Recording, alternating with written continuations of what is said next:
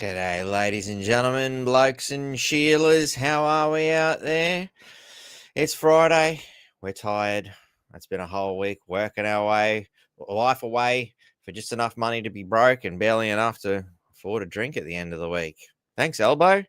Sips, mate. We're going to drink together an Aussie mateship, as we always have done here on this podcast. It's not notice it's sips. I'm not encouraging you to get smashed, but look, we are free, so it's your choice at the end of the day. If you want to do that, that's up to you. Moderation is probably the best thing. That's my recommendation, but far be it from me to tell you what to do. So anyway, I forgot to change the board. I've been wrestling with the good old internet provider who, normally I get a speed boost. So apologies if things drop out. Hopefully we should be right, but we'll see what happens. Who feel they don't need to, make compensations or even notify you that they're going to, just stop providing something that they consider to be a free service. I'm like, really free? I thought I paid for my internet connection and this was part of that service, Just because you call it free, I'm struggling to see what's free about it. Personally, I've seen that it cost me a lot, but that's just my perspective on things. Anyway, what we're going to talk about today, obviously, is mental health as the sort of roundabout idea that we will dance around, much like the maypole at a festival. Obviously we brought the drinks. That's a good thing. What happens after that? Well, might be a good thing we're doing this over the internet. Who knows? But anyway, we're going to dance around this idea and see where it takes us, because a lot of crazy shit's happening. And I'm sure there's a lot of people out there who are perhaps, feeling a bit of despair over what's happening and has happened. Some people may be fearful. Some people may feel, perhaps a rejuvenated sense of the mission. Maybe some people are facing mortality a little bit more than they had been prior. Obviously, I'm speaking for myself here. Thoughts and prayers for the, goodwill, whatever words you want to use, good energy, good vibes towards the family and the friends of the recently deceased. It's not just Charlie Kirk, obviously. There's young Ukrainian lady's been stabbed as well. We've also got our friends here in Australia who are getting smashed by the mainstream media, being labelled SOV citizens and other such rubbish. So, there seems to be a big pushback, and the big question is why. And that's one of those things we're going to have a bit of a yarn about. But before we get into things, I think it's best to introduce our guest, Donna from the Cardi Girls. Great show. If you haven't checked it out, if you're watching this from the North Queensland Network point of view, jump over to the Cafe Lockout stuff on Rumble and Facebook and check out the Cardi Girls. It's a very well put together show. Like I thought to myself, I don't know if I'd, old ladies in cardigans, is that my thing? And I watched it. I'm like, hey, this is pretty good. So I wholeheartedly recommend it. And here's Donna from the Cardi Girls. How you going? No, good, but I'm not from the Cardi Girls. Aren't you? I thought you were the Cardi Girls. I totally fucked that up. Nice. You froze for ages, and then I come in and hear you saying, Donna from the Cardi Girls, old women in cardigans.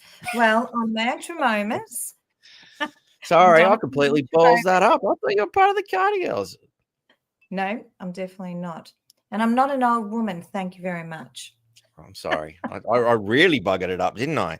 Okay, so on to the mental health part. This is the embarrassment side of mental health, where you feel like a complete fool because you got it all wrong. And why? Because I didn't have enough time to get things prepared and ask these very important questions. So, well, we were on the podcast together with Michael and the other guys, Dr. Paul and I've forgotten the other, Richard. I'm having a full mental meltdown now. I think I might need some therapy after this. Mental health. Yeah, after the 31st, after the March. Yeah. Thank you. Throw me a bone. Help me out. Life raft, please. Yes. So we were having that yarn and we got to talking after and we decided, hey, we should do a podcast. So here we are. We're doing a podcast. The theme was mentioned mental health, but at the time, obviously, all this chaos hadn't quite happened yet. And it's, I don't know how you see it, but to me, it seems rather appropriate that we chose that title. And here we are having a yarn about it. So what was your original thoughts behind the mental health component, particularly in relation to our movement or gathering? minds? Yeah, I think we were discussing, I can't really remember much, but I think we were discussing how the movement's all just sort of disintegrated and people have gone a bit nuts. And I think that's what we were talking about, wasn't it? And how everything's separated, maybe because everyone's so stressed after all these years of just fighting and fighting and fighting, and there's suicides and abuse, and everyone's just, I don't know, like maybe it's because everyone's depressed, not knowing where to go, where we go next, what we do next. Are you okay, Donna, after last night's interview? Yes, thanks, Jason. I had a pretty wicked interview last night. Yeah, you were telling us you had a bit of a thing there. Did you want to talk about that at all? Part of, perhaps, Well, I'm therapize, wondering, if that's a word. I'm wondering if, because Trevor did actually say that he was starting to, he's had enough, and Yeah. I think everyone sort of got that. Poor bloke. Yeah, he was Yeah. quite full on. Yeah. Yeah. I was flabbergasted. I actually didn't know what to say. I was just saying, Righto. yeah. Oh my I God. missed the podcast, but I'm kind of like, based on what I'm gathering, he was perhaps, violent and encouraging violence in some cases. And I think that's perhaps a very important component of the mental health issue of what's been going on, for obviously years, but I think the breaking point for a lot of people in these last few weeks. I didn't know that he was inciting violence. Michael rang me today and said he was, but I didn't see that. I just thought he was very Agitated. it's like he's had enough. Yeah. And he has been through a bit, I'd say. And he knows a lot of us. So yeah, he might be watching. If you are, hi Trev. Well, I hope he's doing all right. And, obviously we don't want to go around encouraging violence, but I found about the Charlie Kirk thing when I went into work, or, the other day. And obviously the people I work with know the kind of person I am. I don't run around screaming, "Hey, this is who I am. This is what I do. Don't do this. Don't do that." If conversation comes up and it goes that way, this is how I see things. So everybody knows how I feel about the situation. I don't go ramming it down people's throats or whatnot. Yeah. But in light of that, I walked in and said g'day to the boss, and he's like, and I'm like, "How are you, mate?" And he's like, "I'm better than Charlie Kirk." I'm like, Charlie Kirk, I've heard that name somewhere. And what's happened? He's going, "Oh, he's like one of those blokes that you follow and all that sort of stuff, and he's been shot." I'm like, "Really? What?" So we got into it, and somebody showed me a video, and I've seen it, and I'm like, "Oh, whoa, that's full on." And it's like that's exactly what they wanted. I think, that emotional reaction when you see that. And for those, I'm not going to show it because I think they're trying to scrub it. And it's probably in respect to the family and things like that, it's probably a good thing, really. But, when you see that and the way it hit the artery, and it's like, wow, and then there are reports that he survived it. I'm like, how? That's a major artery. That's dead, Yeah. And, listened in and found out that obviously he didn't make it. They gave it a good go, but, which is unfortunate. If he had survived that, it's like, wow, there's an act of God, as if Trump surviving wasn't an act of God enough. If he had survived that, it would have been another one again. But, I guess that brings to the question,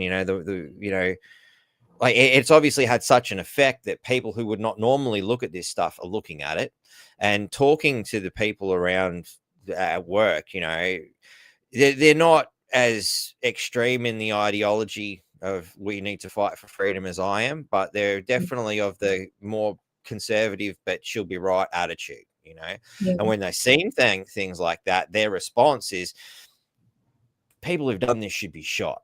And then I'm like, "Oh, well, are you aware of all these idiots on TikTok and all that are celebrating it?" And you were saying there's a song getting around and they're dancing and celebrating it.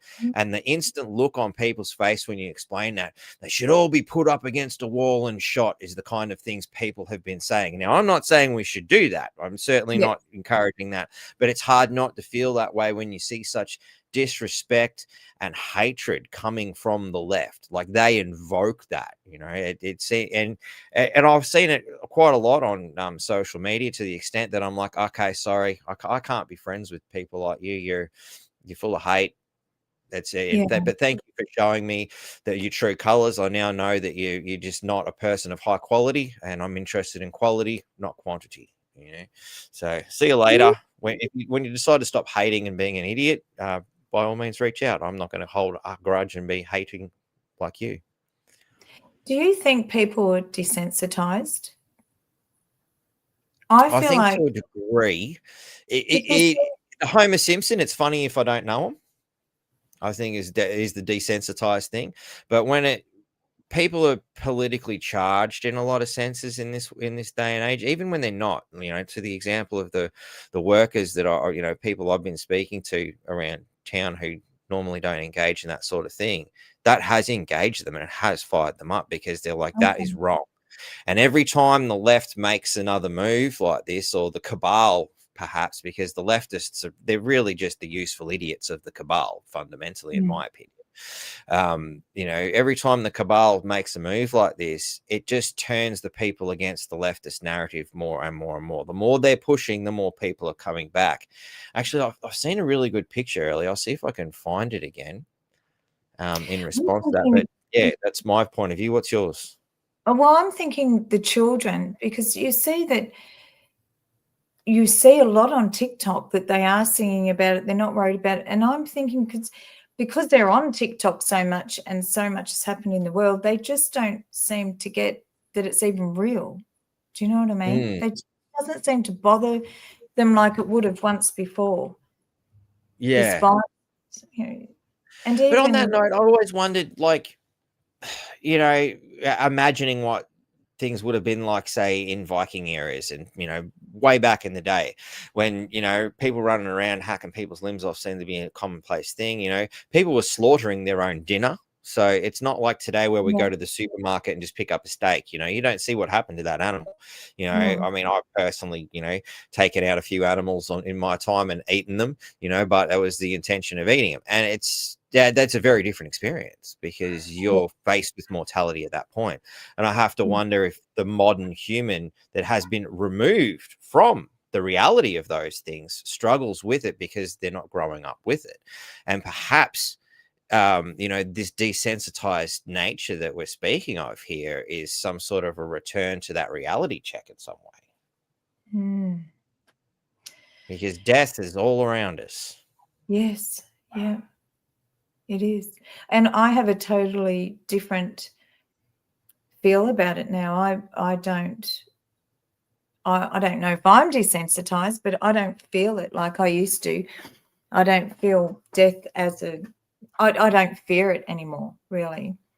It's just the way it is. Just the way it is. So I can't help it. I got to go back and face my embarrassment now. So what was your show if it's not the Cardi Girls? Mantra moments. Mantra moments. That's right. Okay, cool. I'll have to go check that out. That sounds interesting. So tell us about mantra moments. Well, originally Facebook was taking me down, and they gave me a date that they were going to take me down. And so I just kept on, and then I just shut myself off just before they were about to. And a friend of mine used to call me Mantra. And that's it. It just became Mantra moments. So I did a lot of things with Amber. Amber and I were love and banter with Mantra and Amber. And we travelled around Victoria basically doing interviews and going to farmers' rallies and Forest of the Fallen. We've done that for over 2 years. And we've gone our separate ways now. And so, yeah, that's how sort of Mantra moments, as in just me, happened. I just started. Oh, John Murphy. You know John Murphy? Do you know John Murphy? Ring me a bell. Okay. He's huge in the movement down here anyway, and he passed away. So I started just letting people come on and talk about their feelings about it, because it hit a lot of people hard down here. And just continued, and then Michael just asked me to come on. So here I am. and Fair have enough. no And idea what I'm really doing about anything. I just do it. I kind of find myself doing the same thing. Just trust in the force and let it guide you. Yeah, So that's it. That's yeah, it. yeah, definitely. I mean, I think, when you say mantra moments, the first thing that pops into my head is the idea of the spiritual mantra. Is that something you sort of do in your own time as well? That's how I got my nickname, because every time something went wrong, I just meditate full on all day, all night. So I just keep meditating to get through things. That's how I got my nickname, Mantra. Yeah. There you go. So, right. And I mean, as while we're talking about mental health, have you found that that's been helpful? Yes. Yeah. Absolutely. It certainly is. Mm. I've certainly found it quite helpful. Do you go as far as doing, like breath work and things like that as well? Yes. Yeah. And I used to do ice baths and get up at 4 or 5 o'clock in the morning and get in the pool when I was at the other house with a pool and That'd be a stay. challenge in Victoria. Like I was challenged today. I got in the pool. It was 27 degrees, and I know it doesn't sound that cold, but for a Townsvillian, it's bloody freezing. Like, my kids couldn't do it. Like seriously, like they were. My son, he's 2 years old. He's clinging to me and he's chattering, and he had to get out in the end. He couldn't do it. It was just too Yeah. cold for him. Yeah, Oh, the but I colder it made was. it. To me, that was my ice bath challenge, and I succeeded. 27 degrees, 26. I couldn't quite do it, but I managed to make it through to 27. I was doing 9 degrees and 7 degrees outside before I even got in the pool. Wow. And the colder it was, the more excited I got because it was more of a challenge. I like challenging myself. Yeah, I don't know that I could do that one, honestly. It's a bit of a challenge for me, that's for sure. Trying to find this bloody post I seen. I can't see it now. Those young adults be traumatized for the rest of their lives. That Well, saw. yeah, they're bringing it back to, what they've seen, and even the people that were on the train when that poor Ukrainian woman got stabbed. I Um, feel, yeah, sorry, go on. wow. I know. Have you seen the footage of that? Yeah, and nothing against Charlie or anything. I just find it so sad. She was 22, I think, roundabout. And no one seems to have addressed that. And yet the whole world is talking about Charlie. And I know it's sad, as I said, but there was a young girl just killed for no reason, no political reason, just because she was white. Yeah. And everyone just sat around in the train, didn't do a thing.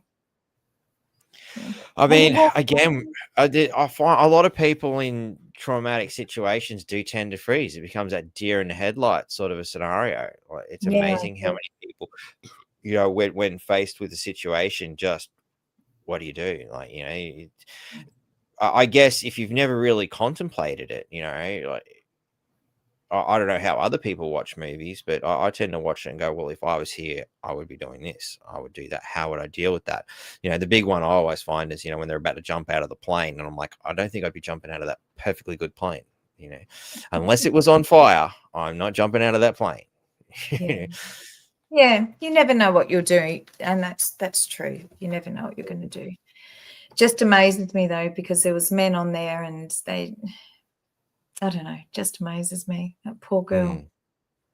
Mm. Mm. And again, I guess the psychology of it too, like the fact that this has happened, we stand for Ukraine on the left, sort of thing, but we also protect our black fellas and whatnot too, or in this case, I'm not sure what nationality the guy is. He's clearly, personage of color with big long dreads and whatnot, and you see him sort of rocking, and he's not in a good mental health place to start with, by the look of it, when he just jumps up out of nowhere and starts going nuts. It is really shocking to see, and it's literally like the mind has just snapped and off he's gone. Are I we don't know what talking the about hell. the little girl The in the yeah train? the girl on the train. Did you see it? Yeah. He just sat there and pulled out his pocket knife, Mm. nice and calmly, and then he said, "I got the white girl. I got the white girl," or something like that. Okay, I haven't seen that part of it. I just seen the guy in the red hoodie. Yeah, we're talking about the same one. Yeah, I think it is Red Hoodie. Yeah. Hang on, I'm just going to separate these screens. Let's make sure we are on the same page here, because there's that much chaos in the world, anything's possible. So this particular one. Yes. Yeah. Yeah. Like in the footage I seen, it was like he was just sitting there and then he just jumped up. He's just sitting down in this seat, sort of staring at the window, and then he just jumps up and bang. And the video kind of stopped at that point. No, I saw the whole bit. He sat there, pulled out his pocket knife, stood up, and there's the horrific. It's horrific. And then you see her fall. She's covering her face, looking up at him, and then he walks off, and then she just falls down. It's and again, you can imagine the psychology of the leftist mind, which is already a fractured thing, in my opinion, anyway. Like, I mean, I think you've got to have a pretty unstable fracturing of your mind to be in that sort of mind space. But now they're two ideologies have been fractured and are at war with each other. We're going to defend, the minority of the skin color, but we've also got to stand by our Ukrainian refugee. How do they rationalize this? I mean, I think you could write a paper on the way leftists rationalize that particular structure, because of their politically ideological drive. I find it fascinating to think what's going on in their mind, which is possibly a bit weird, but considering the scenarios. But that's how deeply, I guess, I look into some things. Oh, he was schizophrenic. Did someone just write? I think. I wouldn't be surprised. Like the shots of him sort of looking at his reflection, and it kind of seemed like he was muttering. You could almost see the voices rolling around in an old mate's head before he goes. So again, there's a mental health scenario that somehow has been overlooked by the system and not addressed, and it's escalated into this, and it's a symptom of our society in a lot of ways. This shit that's happening is because of the way society's driven or been driven.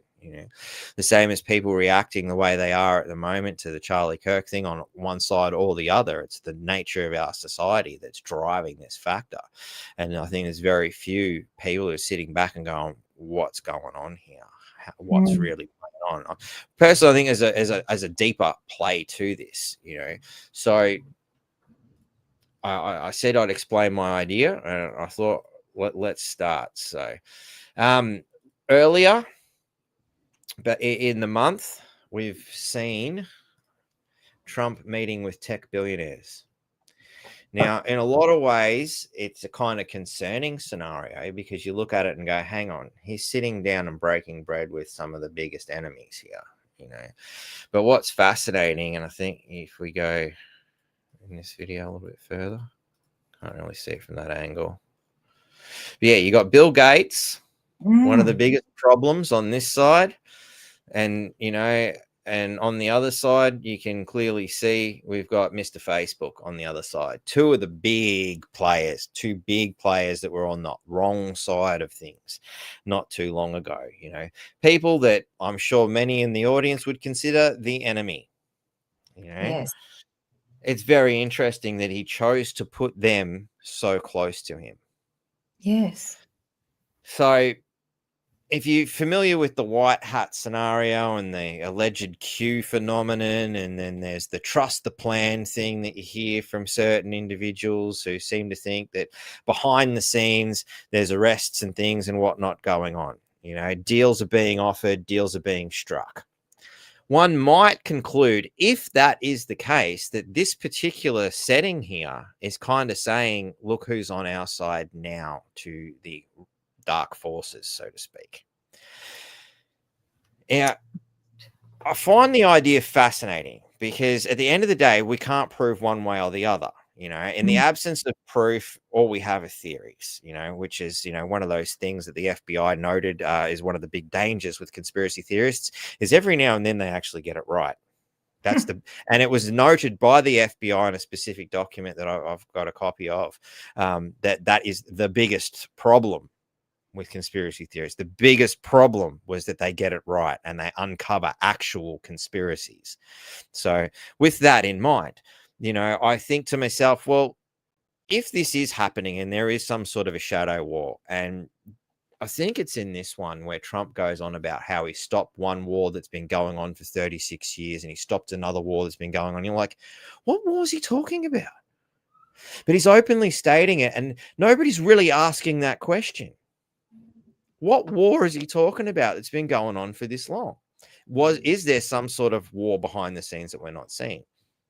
And I thought to myself, okay, so let's assume that there is some sort of a secret war, whether it's being fought in tunnels, whether it's being fought in outer space, whether it's being fought behind closed doors, because the dark ones, who are really pulling the strings of the puppets of the people, such as, the Clintons and all that, those people that we see as the public figures, who's behind the people, who's behind the people? Well, you never see them. So if there is, some white hat forces of light moving in and taking these people out, you wouldn't know, because you never knew they existed. So in a sense, if let's assume perhaps there's a rule in place that they can't be seen doing what they're doing, they can't interrupt what's happening within society, and the people here on planet Earth who have no idea that these things are happening, need to sort of slowly be woken up, because they're so in the dark. We've been lied to about absolutely everything. We don't know what's up or down. We don't even know if our history is real. And people who have done the deep dives, like myself, get to a point where you go, I've got more questions than I had answers now, because everything you uncover opens up another thing, and it just keeps branching off. So with all these concepts in mind, it could be quite possible that they have, because we've now seen someone like Trump move in, and now perhaps this photo that we're talking about here was a bit of a look who's on our side now. And perhaps a recent act of desperation is like, well, let's start firing off. They're desperate. They need to make a scene. So they've made a scene and they've taken out someone like Charlie Kirk. You've taken some of our friends and brought them over to the other side, and it's just a theory. Then let's start taking them out. Let's show these people that they're still not safe. Because to me, what kind of a statement are you making by taking out someone like Charlie Kirk? What's the purpose behind this? Because this is a game of chess, and the game of chess to me is fear in this. That's how evil tends to operate. They rule over with fear. So I'm theorizing that they've shot Charlie Kirk. It creates the fear within the community. And again, it fires up that divide that brings us closer to a potential civil war between the left and the right. So there's that obvious one. But given this particular scenario, and if my theory has any credibility, perhaps, it's a message to these tech guys who have possibly clearly jumped ship and taken the deal, because you notice they're not talking about Epstein anymore. The Epstein files, we're not releasing them now, they don't exist. Perhaps that we're going to release the files and show you all these people that were sitting at that table. Maybe they decided, you win, we'll take the deal. What do we got to do? All right, cool. We'll put that file away for another day. And they're just holding that, as the carrot on the stick to keep them in line, to make sure that they do the right thing from here on in. Perhaps that's the game. And that's why all of a sudden the Epstein files have been shut away. So they've still got that up their sleeves, because if they release it, how are they holding these people in control? So they've taken the same control system that was developed by the dark side and using it for the light side, perhaps. Let me know if it starts sounding crazy. So I also believe that this shooting of Charlie Kirk isn't just to create and sow the seeds of dissent, which is what we're going to see at the surface. It's also a message to these people to say, we can still kill people, Theory. What do you think? Yeah, I hope that it's true. That's what I hope. But I can't. I know when you start saying that about Bill Gates, I don't know. But it's quite possible, isn't it? That and again, I mean, if that is a situation, can you trust these people? particularly Bill Gates, like of all of them, like he's the last one, a man on earth you could trust. Like he was definitely on the wrong side. To openly stand there at that TED talk and say we need to reduce the population. I'm a fan of vaccines. Wow. Yeah, if we do it right.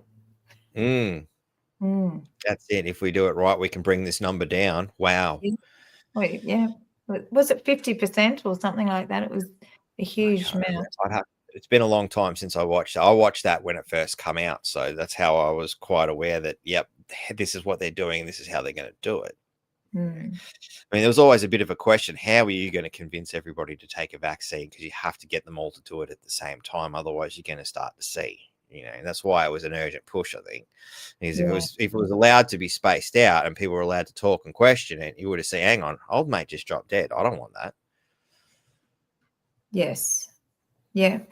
So did you know straight away, did you? You realised straight away?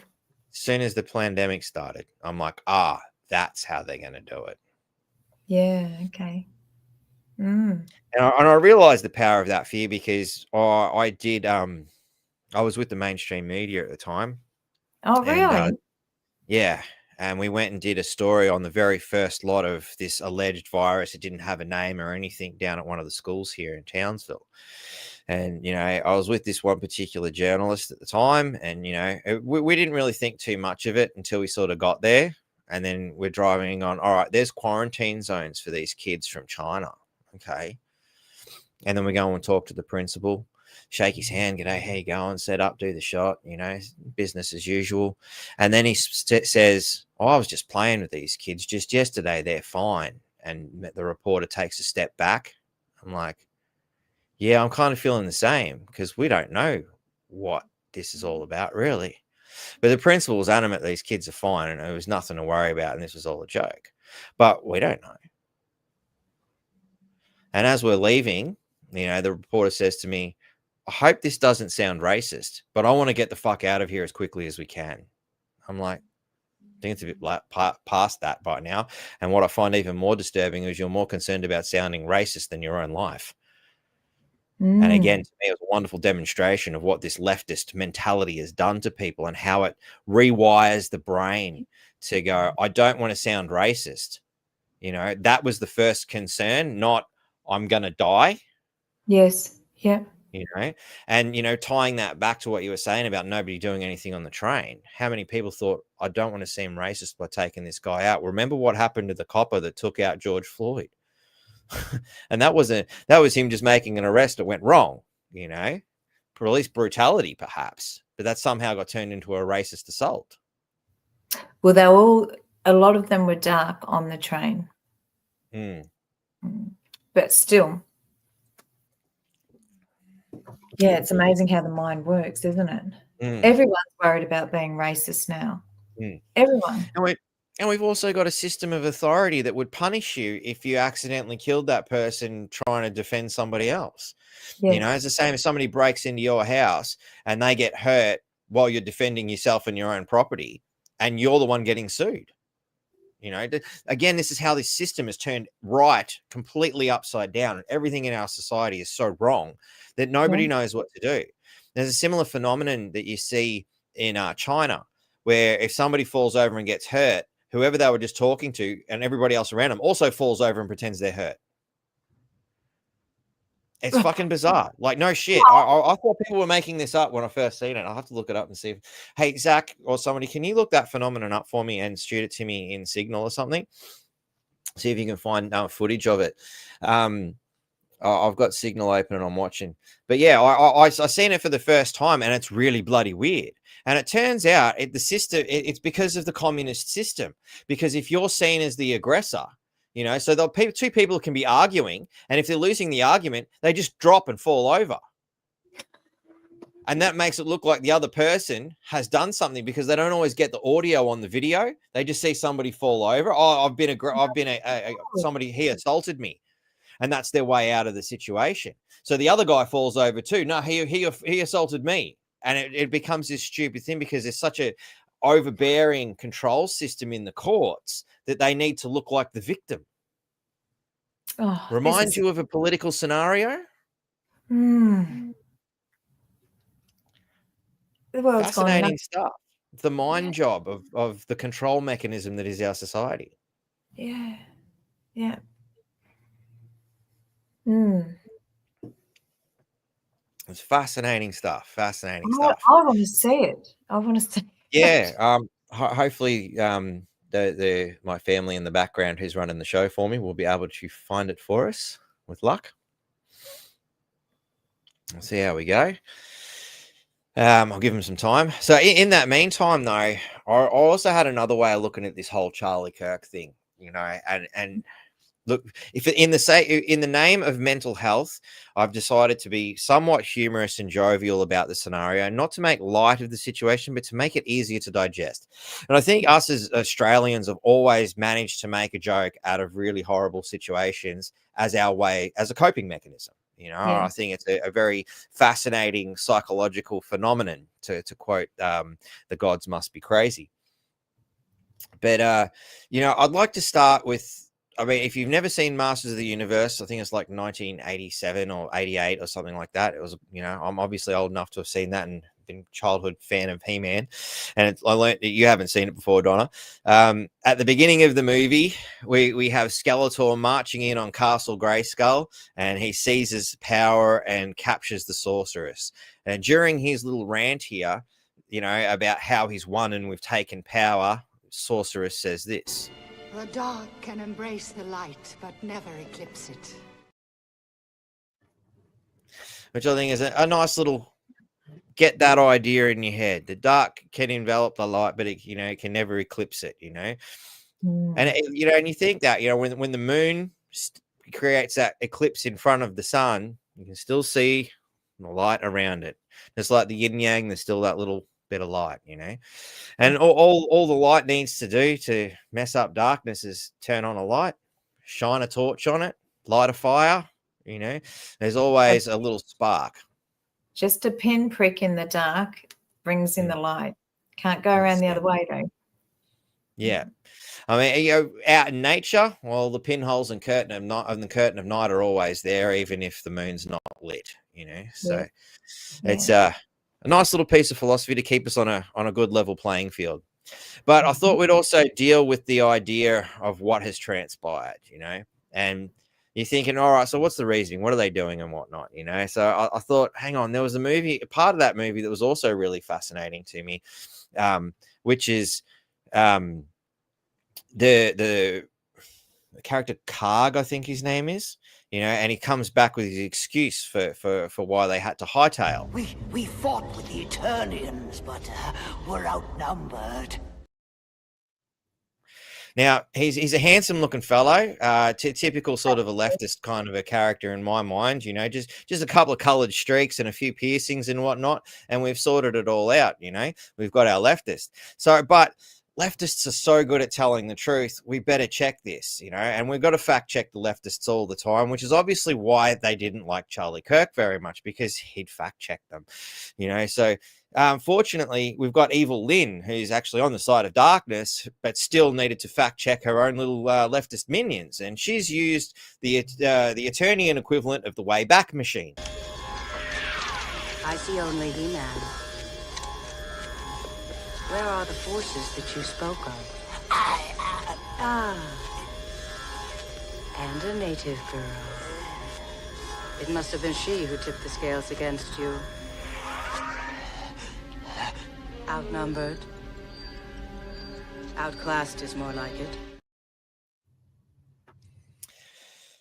Outclassed. And I think that's what the big threat that Charlie Kirk represented was. He outclassed everyone he went up against, like it was amazing to see. Zach just let me know, stated he's a bit half asleep. He's also been weekend as we approach the weekend. So Zach, I'm asking, can you find me footage of the phenomenon of the Chinese just dropping and playing dead sort of thing? I can't remember what it was called. There is a video kicking around somewhere of the phenomenon of people in China just like dropping, I can't remember the exact terminology for it. See if you can find it for me, son. But yeah, in amongst that, going and shooting him, was that a good idea?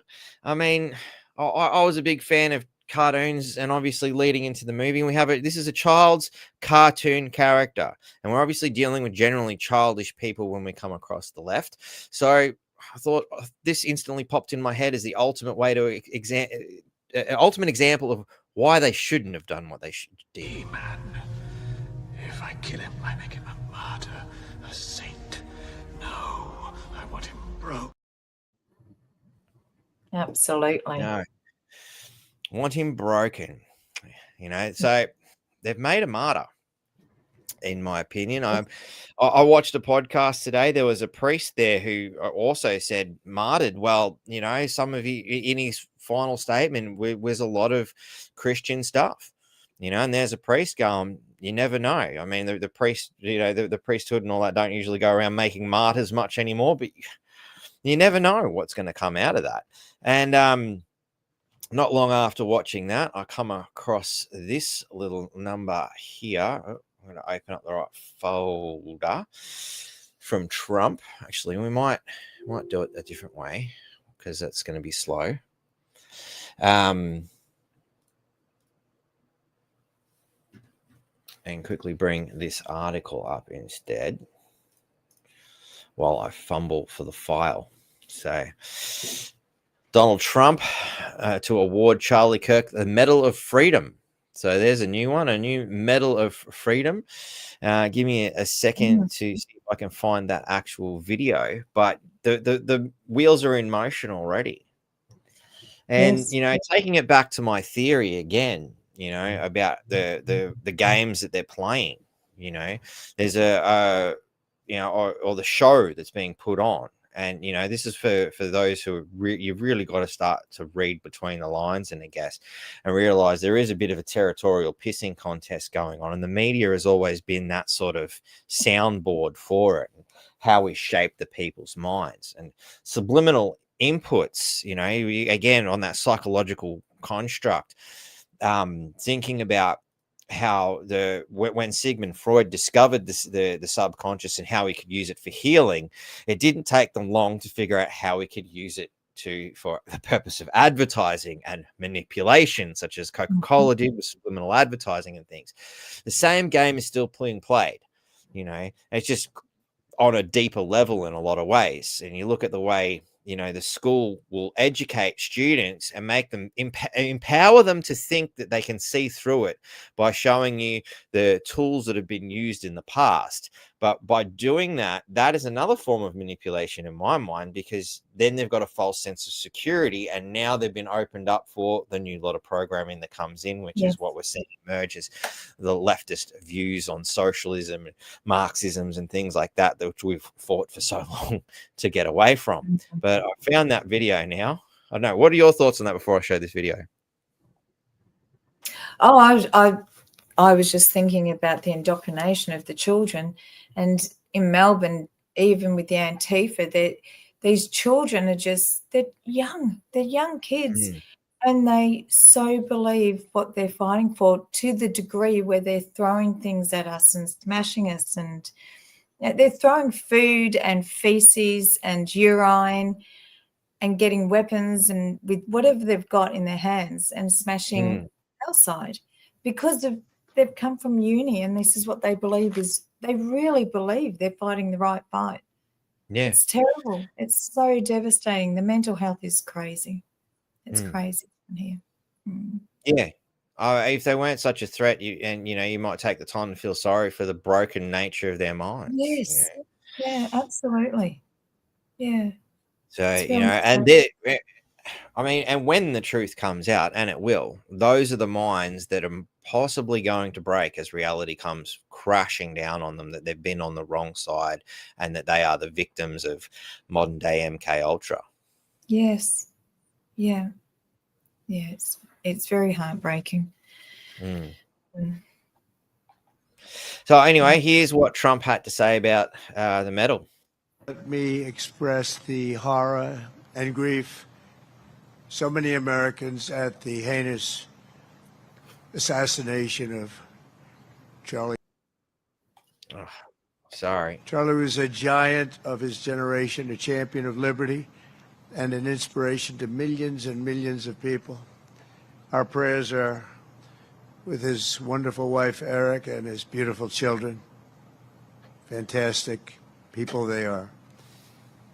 We miss him greatly, yet I have no doubt that Charlie's voice and the courage he put into the hearts of countless people, especially young people, will live on.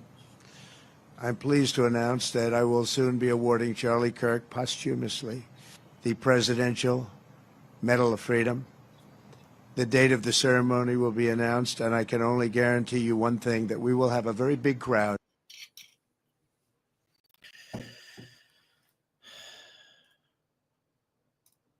There we go. Sorry. The buttons have kind of changed a little bit on this platform. But yeah, that's it's opened a new door to a new idea, the Medal of Freedom. Freedom. I'm curious to see what the parameters for that are. Obviously, Charlie's earned the Medal of Freedom. How do others go about doing it? Do we all have to become martyrs to the cause in order to get a Medal of Freedom? I would hope not.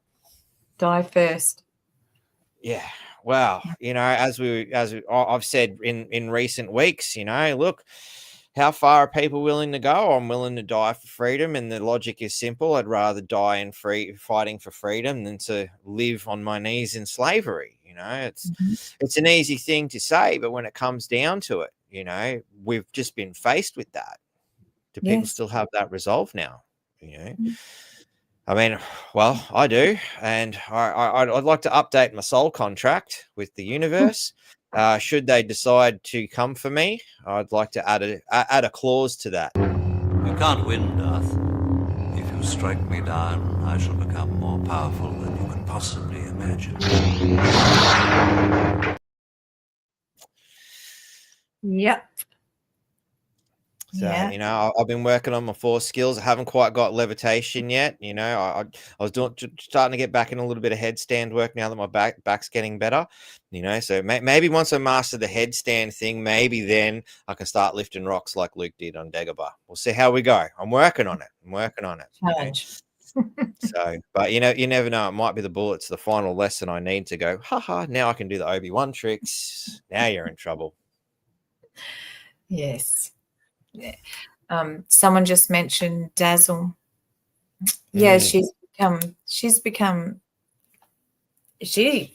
the Medal of Freedom, hasn't she? Really? Yeah. She's reach out to Trump, see if she can get one, because we know Elbow ain't going to do it. He's too busy off on holidays again. Yeah. I don't say I blame him for leaving the country after he got booed at his footy game with all his favourite footy fans. Even the coach looked like, oh, God, I've got to do this. He's bloody making me, but I feel ill, And he's holding his hand out in the photo like, oh, my God, it touched Elbow. Please, somebody wash it. I didn't see that. Oh, it's gold. Oh, gosh. I think I got the photo still here up, actually. I think I can find it.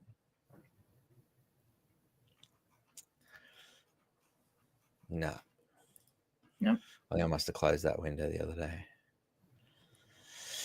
Yeah, no, it's good to see that Australians are standing up and against people like Elbow and going, right, that's it. We're going to start giving you the proper Joe Biden treatment.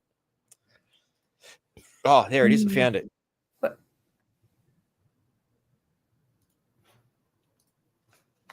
Add to stage. Come on. No. Oh, I got to remove that one first. Okay, there. It's like, this hand touched Elbow. Well, doesn't he look like he really pleased to have seen him? Yes. Oh no, it's hard to look at Elbow without something coming up. I find, it's I don't know how people can do it. Master. How they can just pretend to. I saw Dan Andrews with his wife one time and at the shrine, and the wife walked past me and I reached out to her and I actually touched her and said to her, oh, I feel so sorry for you. And he just grabbed her and dragged her off. But the bodyguards and everything, I'm surprised they let me get that close. A lot of us were quite close to him. Yeah. Maybe they wanted something to break out, so they had an excuse. Yeah, or wanted something to happen to him. Mm. Maybe Well, they you don't. never know. Maybe all his bodyguards are like, yeah, I'll take his money, but I ain't taking a bullet for him. Yeah. Mm. Evil. Oh yeah, He's- exactly. Definitely the Emperor and the and Skeletor and all that sort of stuff. All those evil characters are just, you can see them being played out, and it's just, and they're so fake and plastic too. Yeah, Oh, they're horrible. disgusting. Yeah, They really make your are. skin crawl every time you see them. Mm. But Yes. yeah, I mean, in other elements of the Charlie Kirk thing, and just to add another little bit of the idea of it, I'll just play this video and we'll comment on it.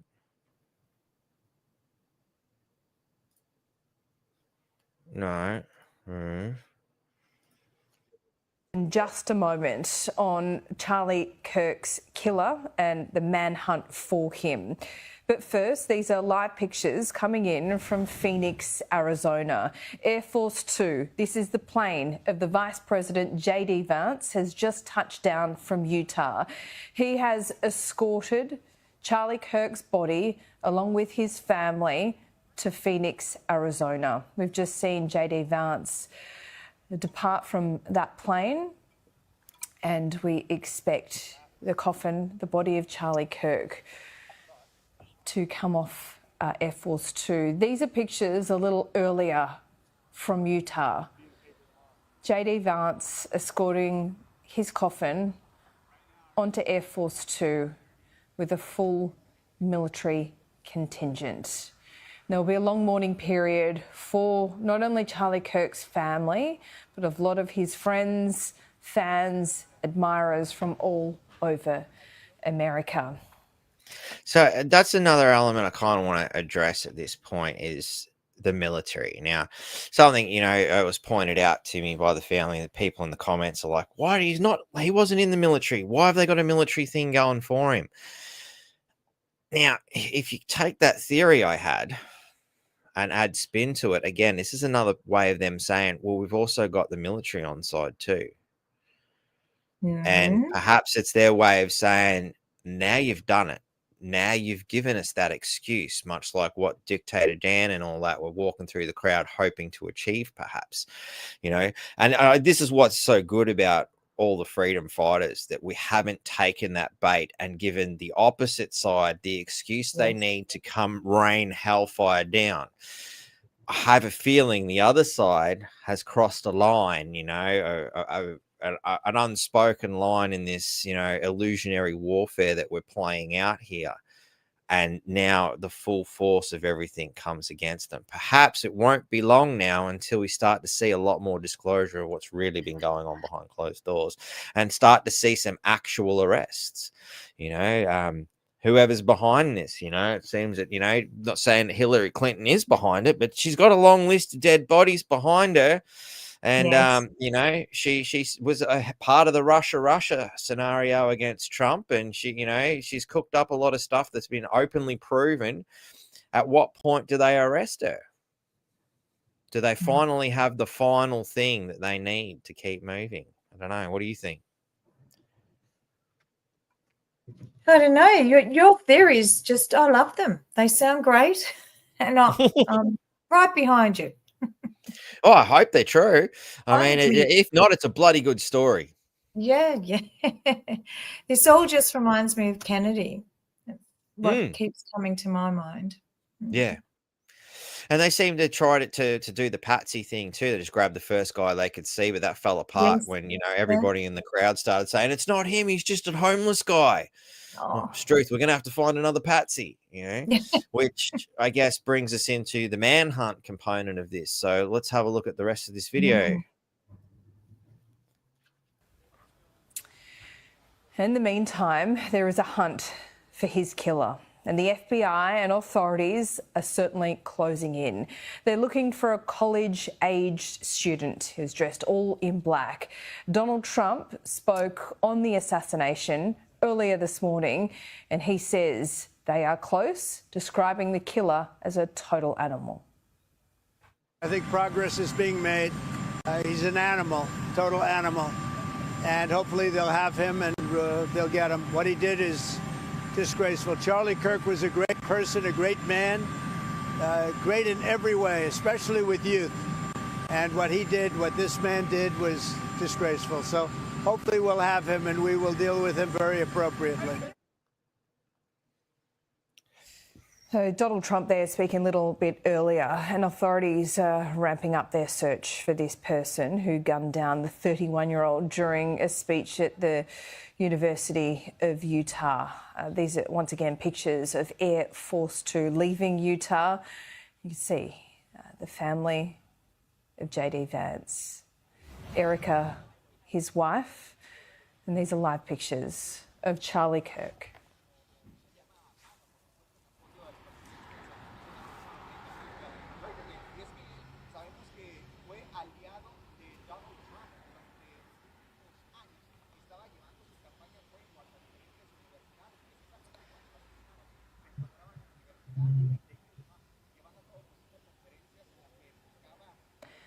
This is the body of Charlie Kirk being escorted by JD Vance, his wife Erica from Utah.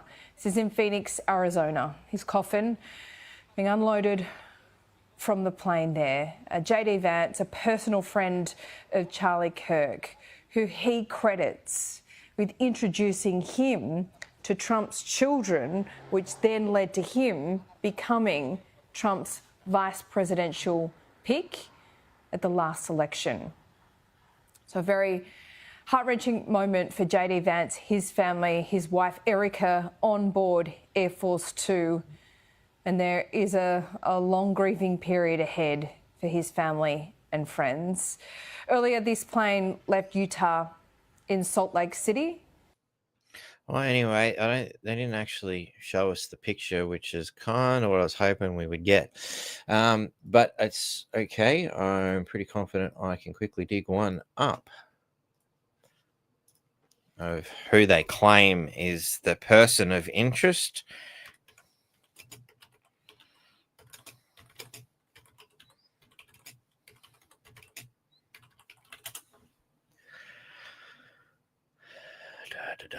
There it is.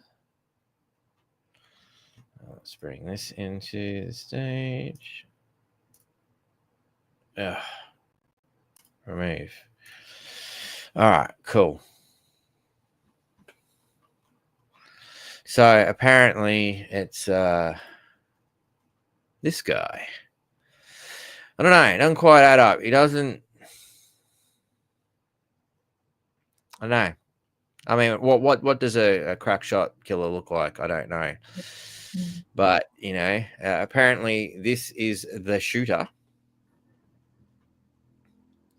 I mean, there's also talk about apparently there was a guy who apparently sort of tips his hat in some other footage too. There's a guy wearing a white hat behind Charlie Kirk who's got a phone. Apparently the phone footage that he was holding hasn't been seen of either.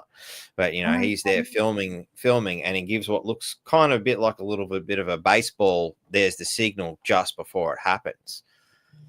Like, this is the time, go for it. Can we believe anything? Well, you don't know.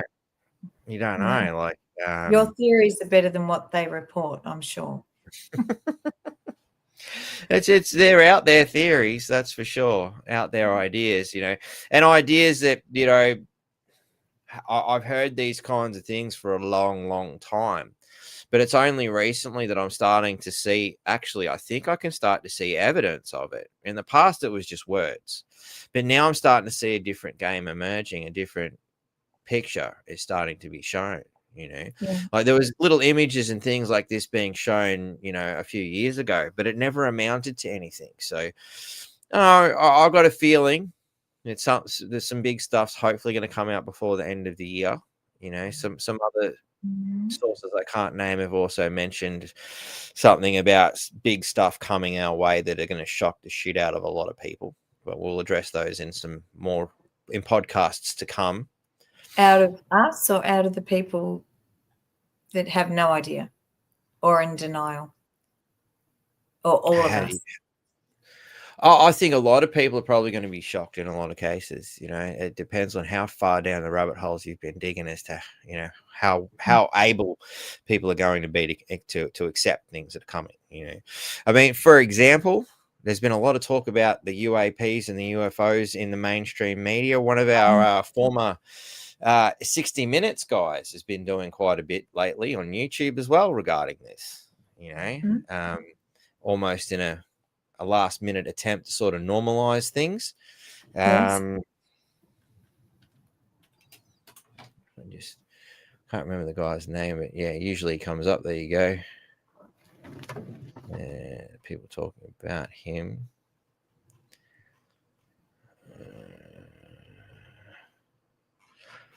Well, if I just grab this particular one. Well, you might. I don't really want to. This guy, but you get the shot of the 60 Minutes guy. So maybe if I ask the question, it'll tell me the answer.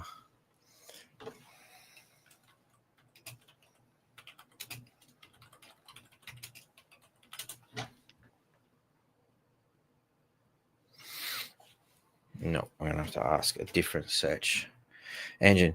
Feel free to talk while I'm thinking. Oh, okay. Sorry. Well, someone was talking about Desi before too, that he's sort of just disappeared off the news. Yeah. I haven't heard anything. Is anyone else? I don't watch TV, but yeah, everything seems to have gone quiet there.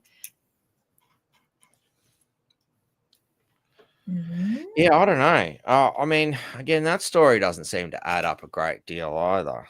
No. A UAP is what I want to say, not UFO. Yeah, so they've attacked the sovereign citizens movement. Not that there's such thing as sovereign citizen, but yeah, it's ridiculous, isn't it?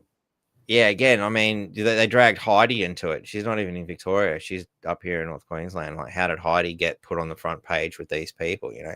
And again, it's just, I see it as the mainstream media's opportunity to just tar everyone with the same brush. You know, it's like, look, we've got this one guy accused of being, you know, accused allegedly of shooting coppers.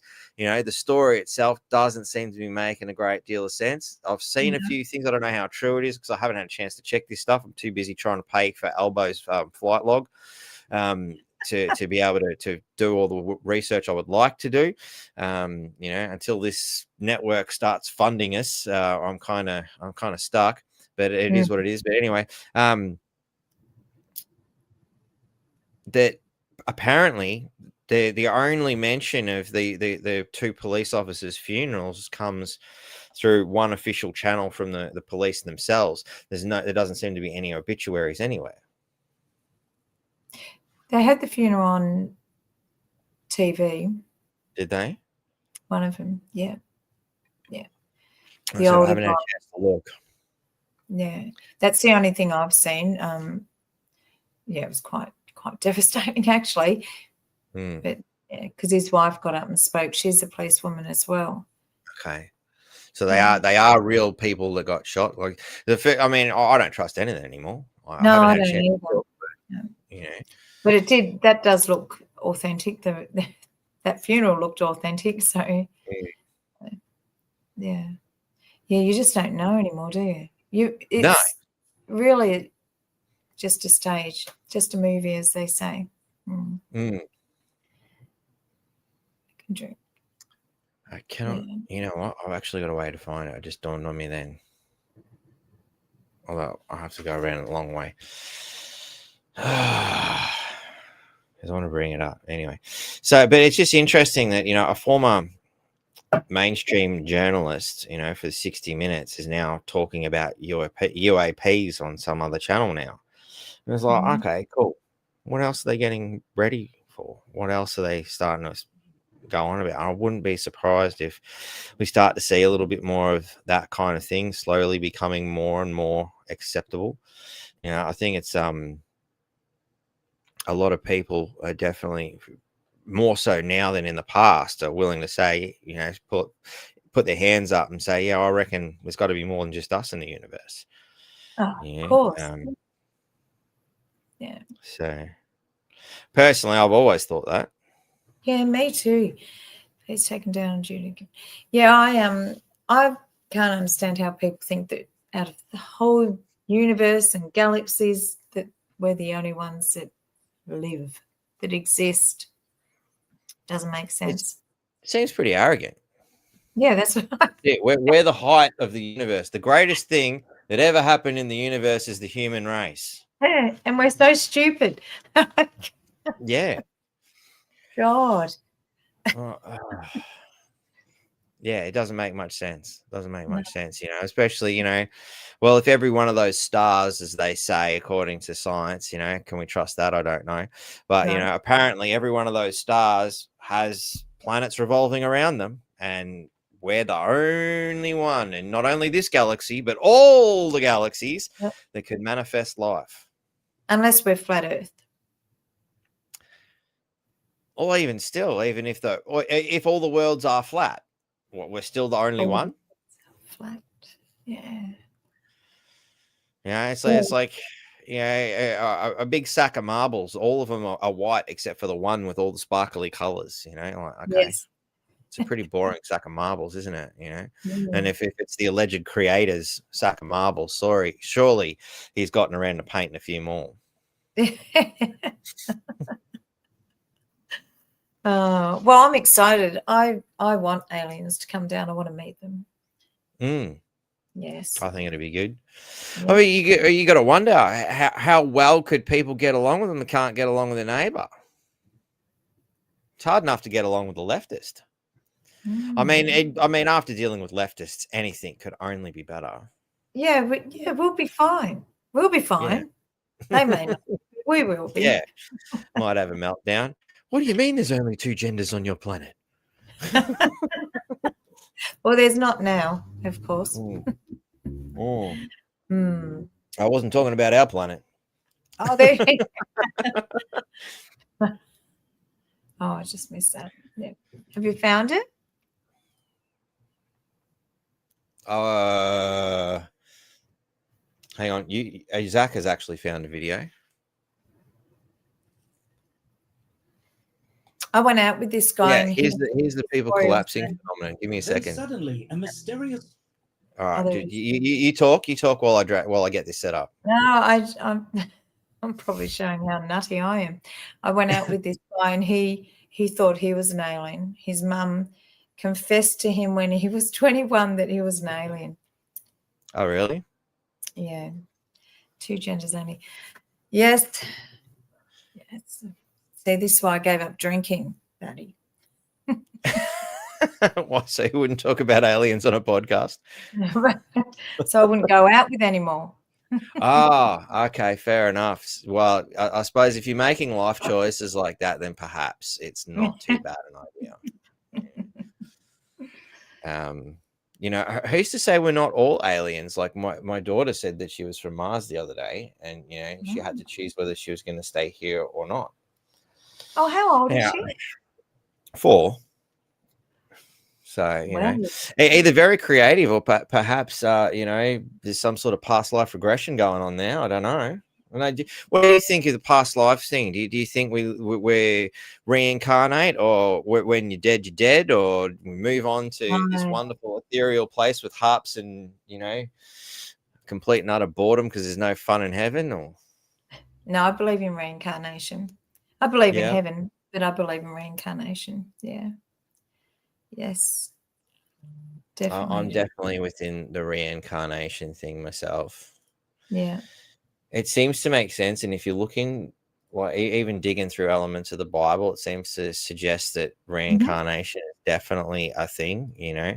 Yes. It's almost like, especially since I've gone as far as to read things like the Book of Enoch and all the bits that you're not supposed to have seen that magically somehow disappeared from our Bibles for some strange reason and had to be found in Ethiopian Bibles of all places, you know.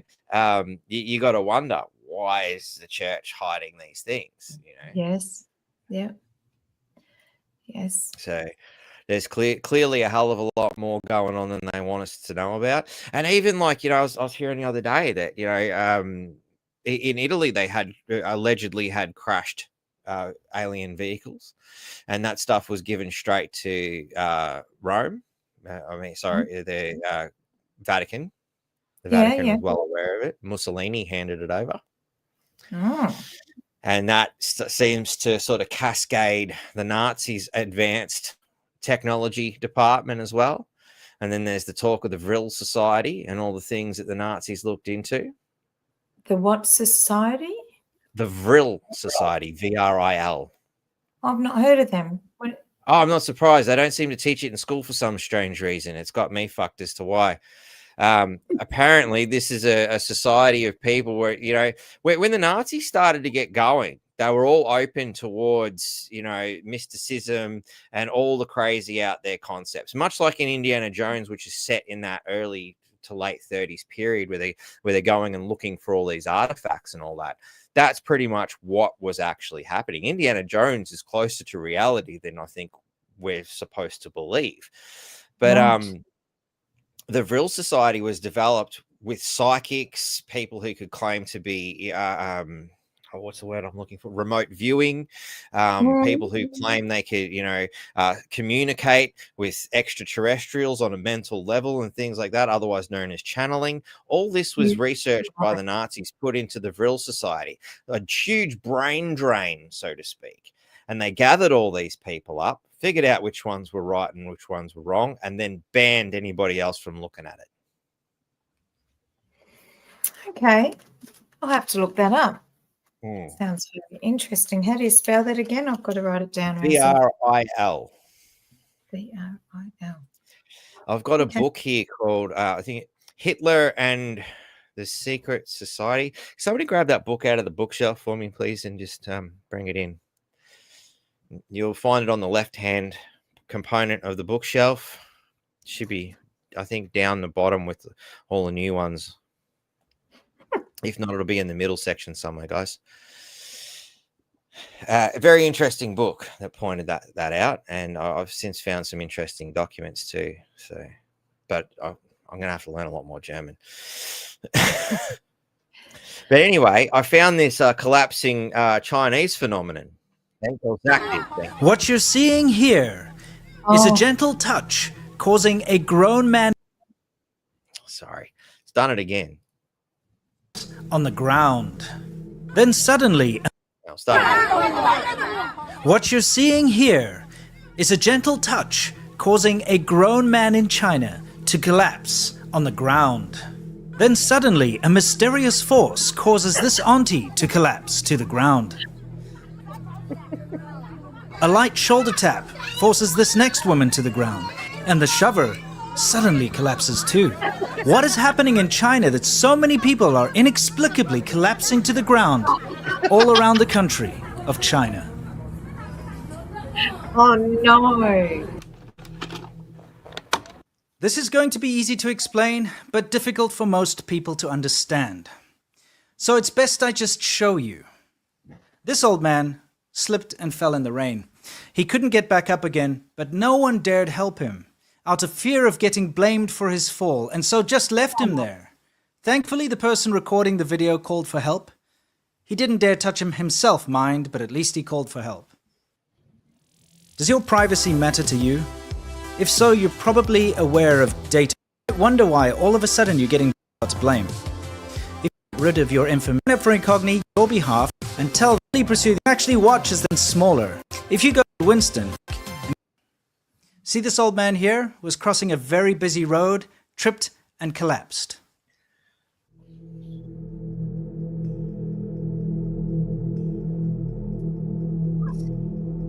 Welcome to communism.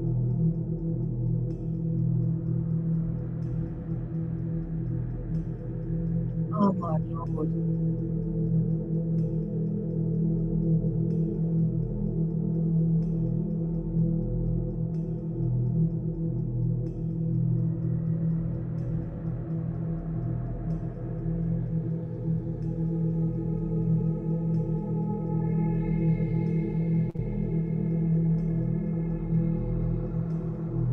Is this real? Yeah, this is real. This is China today.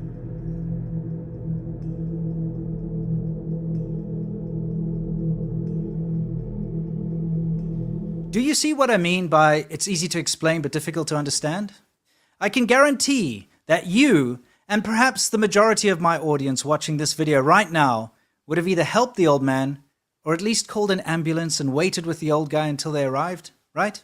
In China, however, the bad governance of the CCP has caused a sickness in society, a cowardly unwillingness to help those in need.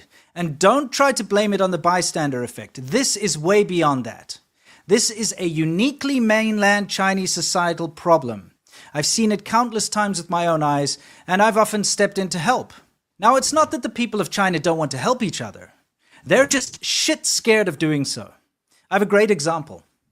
I was walking through the Luohu train station in Shenzhen, where I used to live, and an old guy trying to carry a very heavy wheelie bag up some stairs lost his footing and fell down. He didn't fall down too far, it was like 1 or 2 steps. So he was some distance away from me, but I immediately rushed over to help. Scores of people passing by, but as soon as I laid hands on him to pick him up, other members of the public stepped in to help me. You see, I would be the one to take the blame, since I touched him first. So now that initial barrier to helping your fellow Chinese citizen was removed. Plenty of people were suddenly willing to lend a hand.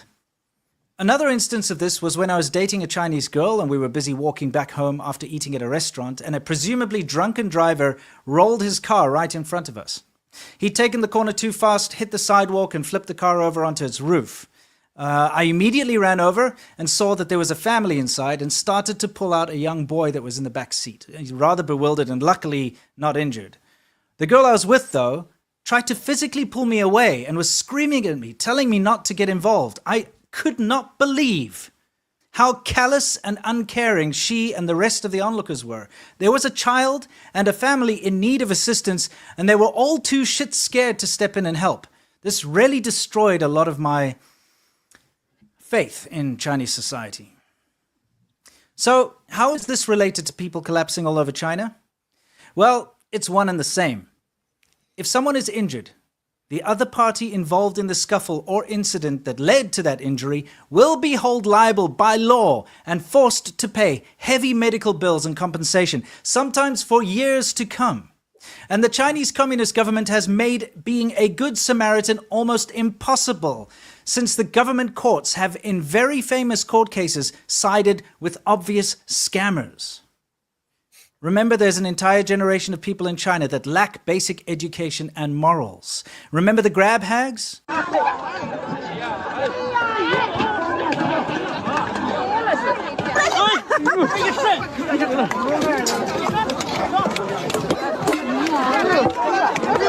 Yes. They're the ones that will fall over, and if someone tries to help them, will blame the Good Samaritan, saying that it was in fact the Good Samaritan that injured them. And then when taken to court, these grab hags have in the past won compensation from their would-be rescuers, leading to this absolutely disgusting state of affairs in China. Parents now tell their children to never help people in need and to mind their own business at all costs. And this is why people are collapsing, pretending to be injured so that they can win compensation. And that is why the other parties involved collapse too, so that they too can claim to be injured, and hopefully it results in some sort of stalemate that cancels each other out. Stupid, sad, pathetic, and true. Well, I think we kind of get the idea, but yeah, that's what Chinese Communist Party, yeah. And you see that kind of thing starting to manifest here in our society in a lot of ways, as the court system awards the wrong people and laws being made. You know, like I said, you defend yourself in your own home and you get sued by the person that broke into your fucking home. Yep. This is not how things should be. You know, it's turning common decency upside down and attacking anybody who uses it. And to me, that's communism. Yeah. The ultimate control, where only authority can decide what is right and wrong. Yeah. It's disgusting. And the most important component of making sure that only authority can decide what's right and wrong is to make everything so fucking illogical that you have no possible way of figuring out what the right outcome of any situation is. Yeah. And that Yeah. creates an amazing disconnection with your fellow man and makes you the ultimate little drone. I don't know how bad it is where you are, but it's so bad down in Melbourne. It's so. I moved here because I couldn't afford the other place I was living at because I lost my job, like a lot of people. But I moved here, and I've been here, I think, about nearly 3 years or so. Don't know my neighbours, and I'm always, "Hi, how are you?" But no one really wants to know anyone. They're all. It's so different. And I grew up around here, and kids were playing on the streets, and we're having barbecues with our neighbours, and at Christmas time the fire engine go past with Santa hanging off it. Nothing now. Yeah, if someone smiles at you, it's like, whoa, they smiled back. It's exciting. And I actually say that to my girls. I'm like, they waved back. Look at that. Something's happening. Because everyone just stopped. It's just unbelievable. Unbelievable. Yeah, the Labor Party have done a great job, and I guess that's why Dictator Dan's over in China land right now. He's receiving his Communist Medal of Honor. Yes. Yeah, it's very sad. And again, actually, Trish Wildfire's onto it. The whole suing people for compensation instead of taking responsibility. It's a big that's a stepping stone towards this kind of stuff.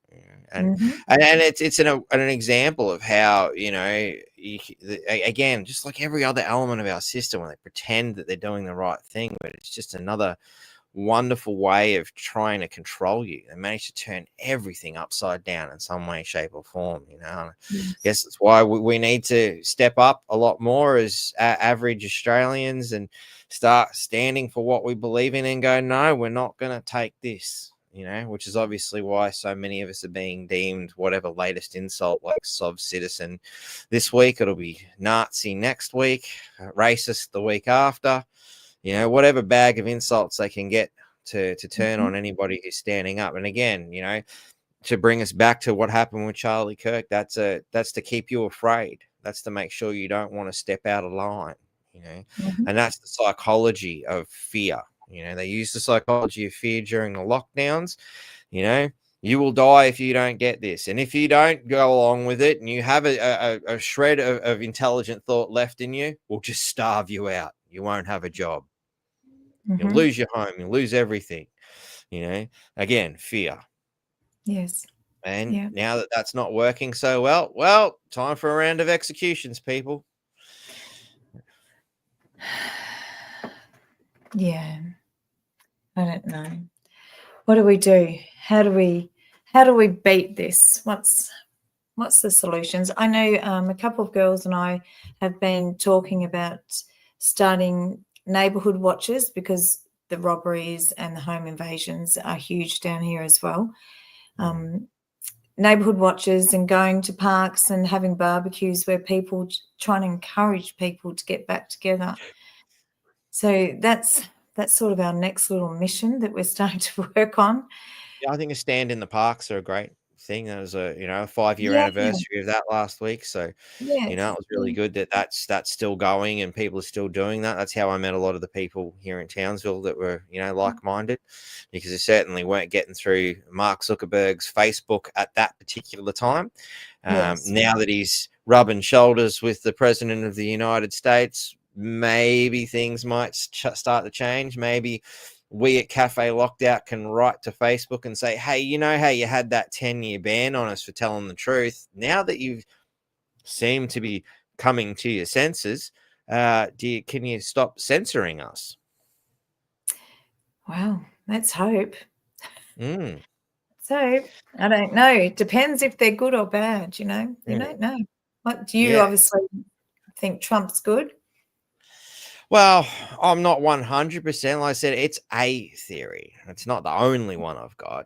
It's the one I'm hoping is right at the moment. That's the one I want to put my energy into, is that is what's happening. Because the other theory, you don't want to hear. Yeah, I do. No, people don't Yeah, want I to hear do. that. I love theories. I love conspiracy theories. It's just a conspiracy theory. Come on, tell us. Surely everyone wants to know. Wow. Do Not we good really ones. want to know? Come on, audience, let me know. I'll hold my tongue for a moment. Let's see, because I'm telling you, it's pretty fucking bad. You It's want the about, other one. You want the other one. You yeah, really but want the other one, ladies and you know, gentlemen. we need to be able to choose. That's just freedom, isn't it? Oh yeah, trust me. I tell you right now, you want the other one. Yeah. Because what's the opposite? Well, you're about to tell us, I think, aren't you? Yes. Look, see, yes. We got one. Yes. We Keep need at least 10. We need at least 10 people to say yes. We want to know what the absolute really bad scenario is. It'll be so bad that it won't be possible. Yeah, I'm a bit I guess concerned. a lot of people thought that about COVID too when it was happening. I can't believe this is happening. That's, when I first started meeting people in town, that was going on, people were breaking down into tears, and I'm like, wow. Yeah. Like to me, I'd become hardened, and like we were saying before we started the show, like everything that happens just makes you stronger. Yes. To which I said, you can't, you don't temper steel by not sticking it in the fire, holding it on the anvil, and belting the shit out of it. That you need those hard knocks to make you stronger. The same thing with martial arts combatants. The more you punch that wall, the stronger the knuckles get. The more you do the Tom Poe thing out of kickboxer and kick into the trees and kick into the cement block, the stronger your shins get. It's conditioning, tempering, same sort of thing. All the events and everything that's transpired have tempered us. And in that sense, when I started seeing people break down, I realized these people have not been tempered in any way, shape, or form, because they've never considered the idea that their government was against them until this point. Yes. Yeah. And as I seen those people, I gave them that quick little, it's okay. I know where you're coming from. I started looking at this stuff 20 years ago, but I was alone. Nobody seen it. It took me a long time to find other people, and there weren't that many of us. People starting to wake up, and there's a lot of people out there that haven't even figured out what you figured out right now. You're in a much better position than they are, because as time goes on, you'll get stronger, and you'll come to terms with this. And when the next crisis hits, you'll be ready for it. They won't be. Yeah. And that sort of gave a lot of them a real sense of empowerment and perspective, that there are people out there that have no idea.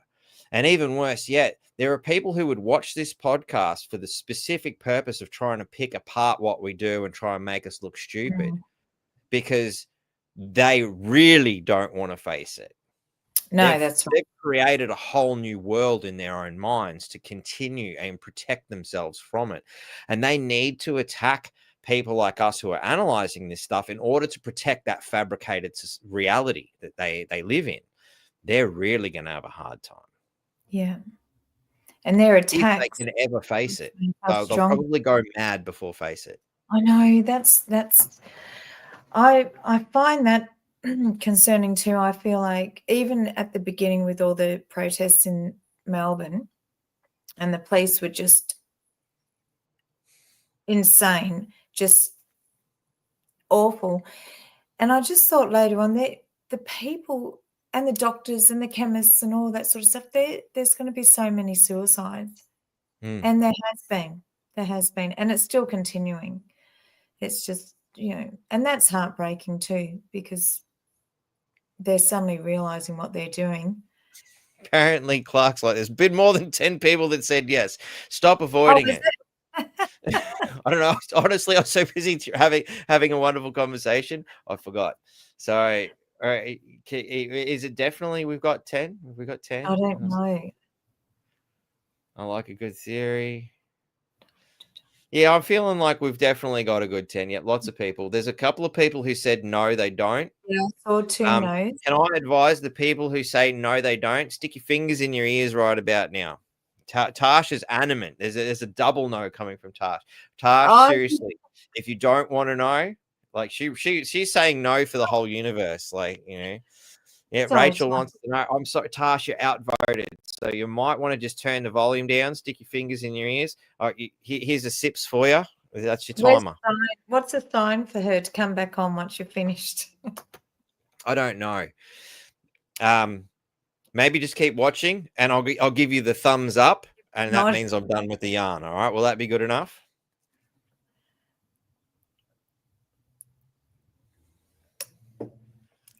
All right, here we go. Because the tell us, Jake Soy, yes. If you said no, go make a cuppa. All right, turning my phone down, says Tash. All right, we're ready. All right, she doesn't want to know. Yeah, because this is pretty. It is the complete opposite. The opposite is that both sides are under control, and this is just a game on both sides to convince us to pick one side or the other, and it doesn't matter which tunnel you choose, column A, column B, it all leads to the pit with spikes in it. It's a pretty fucked reality, but it's a possibility I consider. Well, that's what's happening in Australia, isn't it? Yeah. So, but there's got to be some good people in high places. There has to be. I don't care if you call them white hats, whatever you call them, but there's got to be.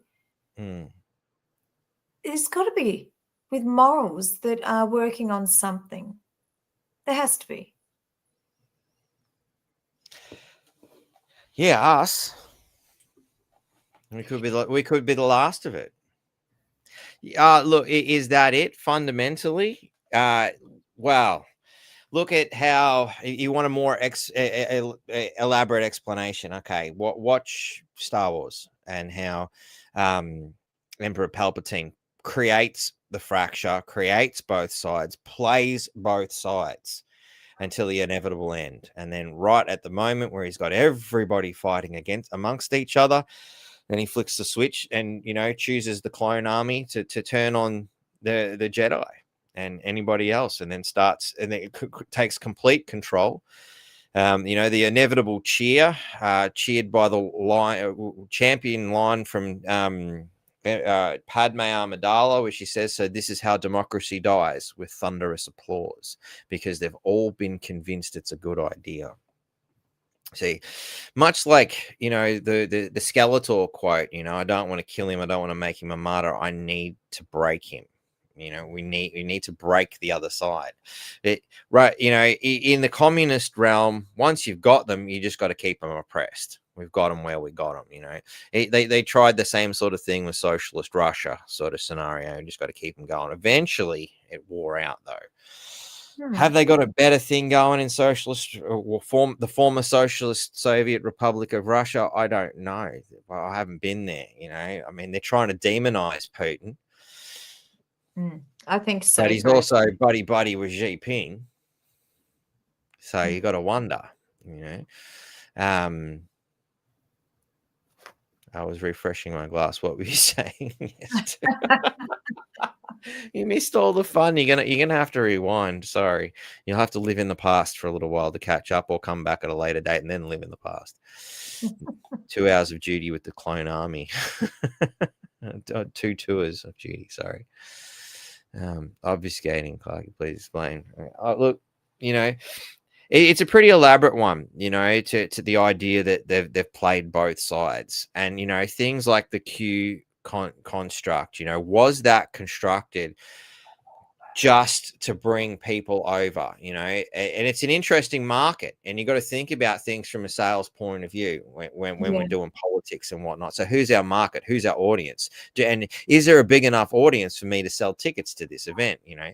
And when it comes to politics, it's not just about selling your event. It's about selling the biggest event, because the biggest event wins the seat, obviously.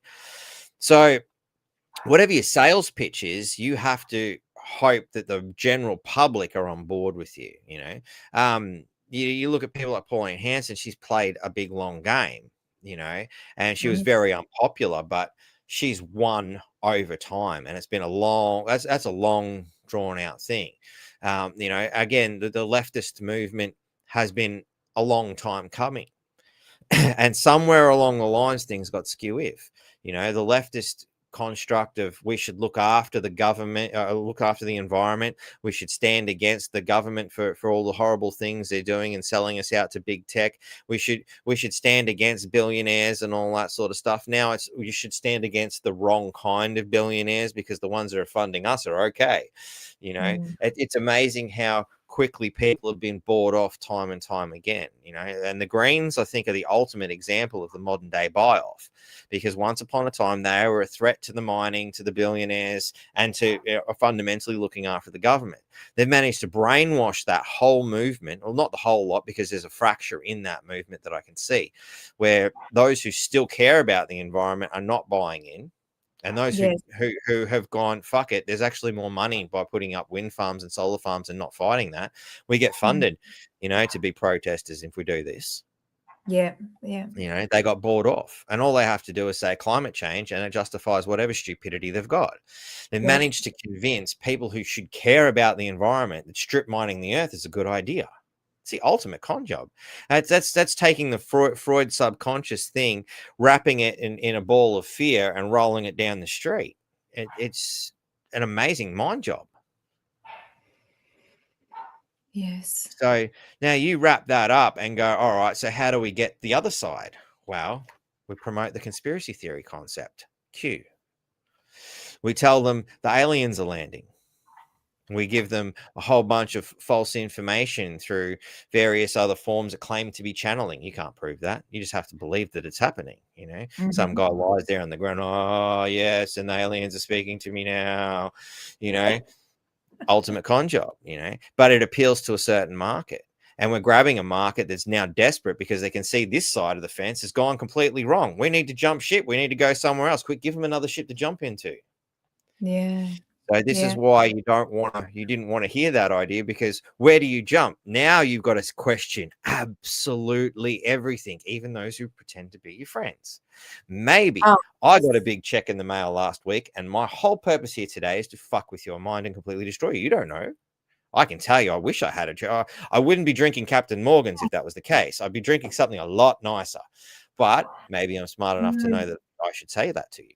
You know, how far do we take this? What is real? What is not? So, and you know, it's funny, getting back to the mental health things. I've gone through stages where I'm like, oh my Lord. And I start getting paranoid. Who do I trust? Who do I talk to?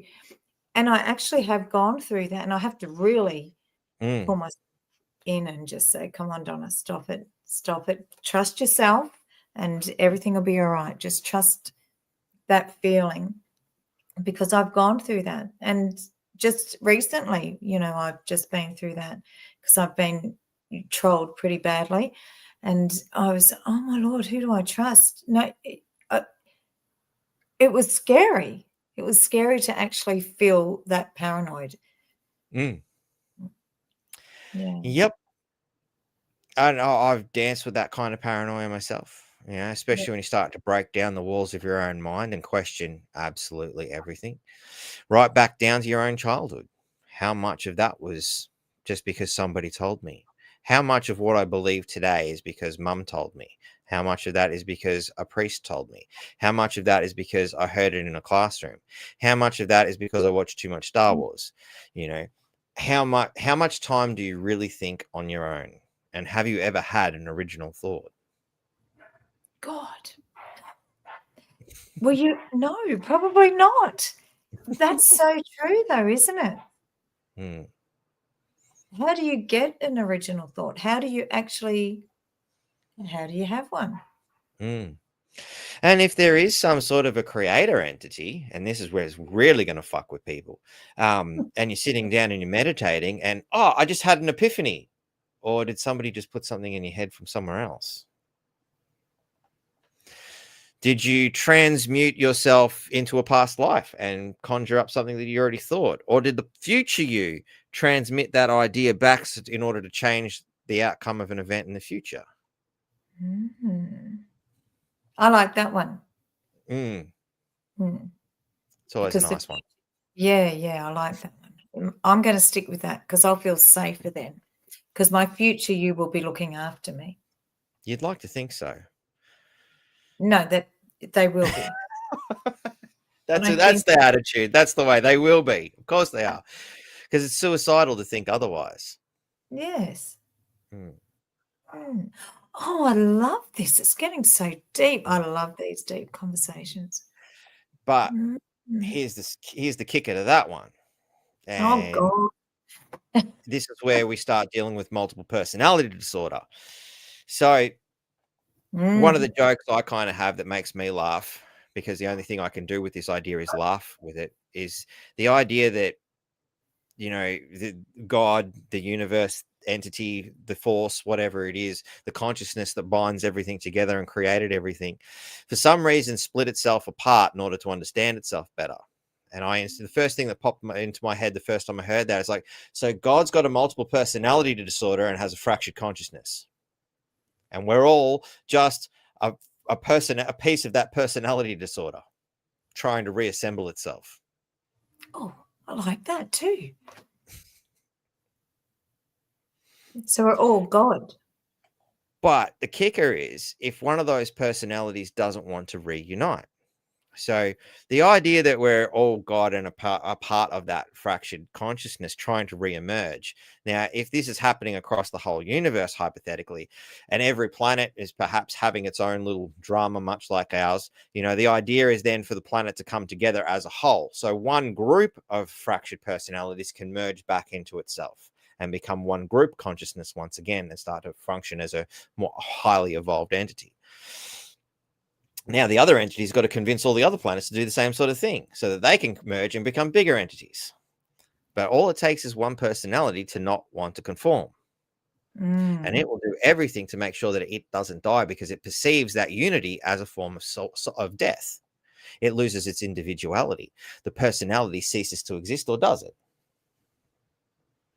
And that's a thing that I've come to realize is an element within a multiple personality disorder, is that parts of the personality want to get better.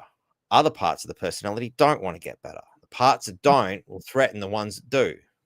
Yeah. Yes. Right. If I go, we all go. Yeah. Thank God I don't smoke dope anymore. This would be doing my head in. Apologies to all the dope smokers out there in that case. Yeah. But yeah, and these again, all things that we have to think about, you know, and at least I like to think about. You don't have to think about it. Use free will. Batty, you've had too many rums today. Shut the fuck up. You're doing my head in. Go for your life. Turn it off if you must. But yeah, it's amazing. It's ideas out there, and again, these are just ideas that I've come across. I didn't come up with them. I'm just kind of merging them into the way I see the world today. I don't know if any of it's right or wrong, but it's a way of looking at things. Yeah. I love it. I love these sort of conversations. Yeah, they really make you think, don't they? They could do your head in totally as well, but yeah, I like it. And while we were thinking about that, you forgot about all the homicidal mania that happened this week too. Yes. I was going to say, what are you talking about?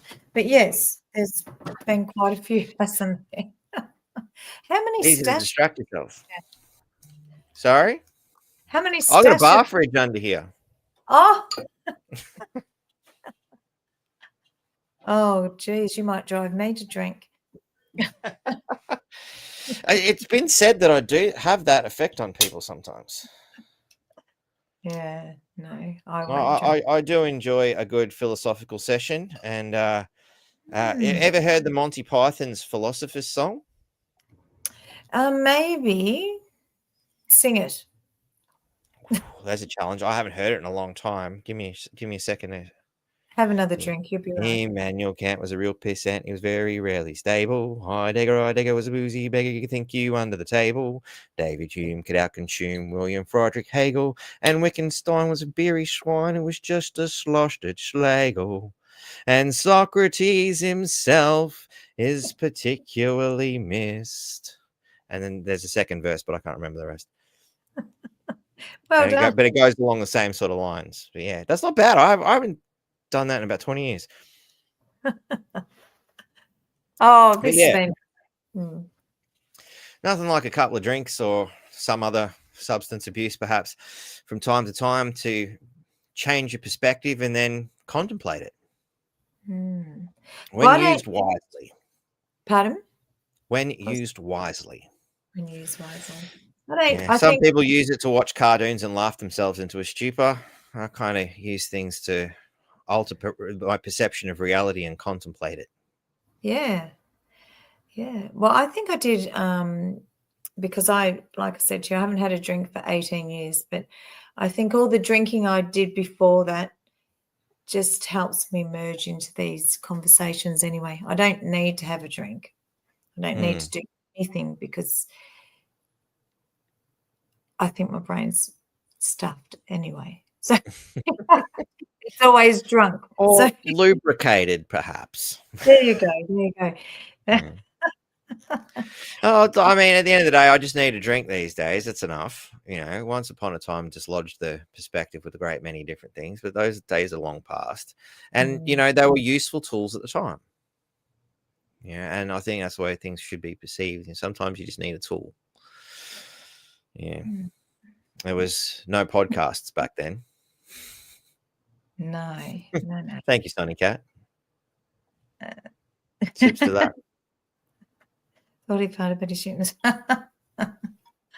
Oh gosh. Well, thank you for inviting me on. It's been great. I've Wow. It's been nearly 2 hours. That flew past. Yeah, it has. Yeah. I was worried about what we're going to talk about, but yeah, you just did a great job. Thank you. No worries. I told you you'd have nothing to worry about. We make it up as we go along and it always works. Yeah. I think the hard thing is to try and keep it a short conversation and move on because every time I go, yep, it's going to be a 1 hour podcast, 3 hours later.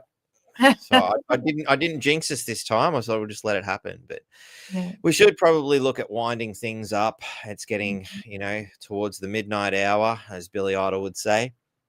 Yeah. And how would you, all right, throw out there, what do you reckon the best ways people can sort of cope with what's going on at the moment?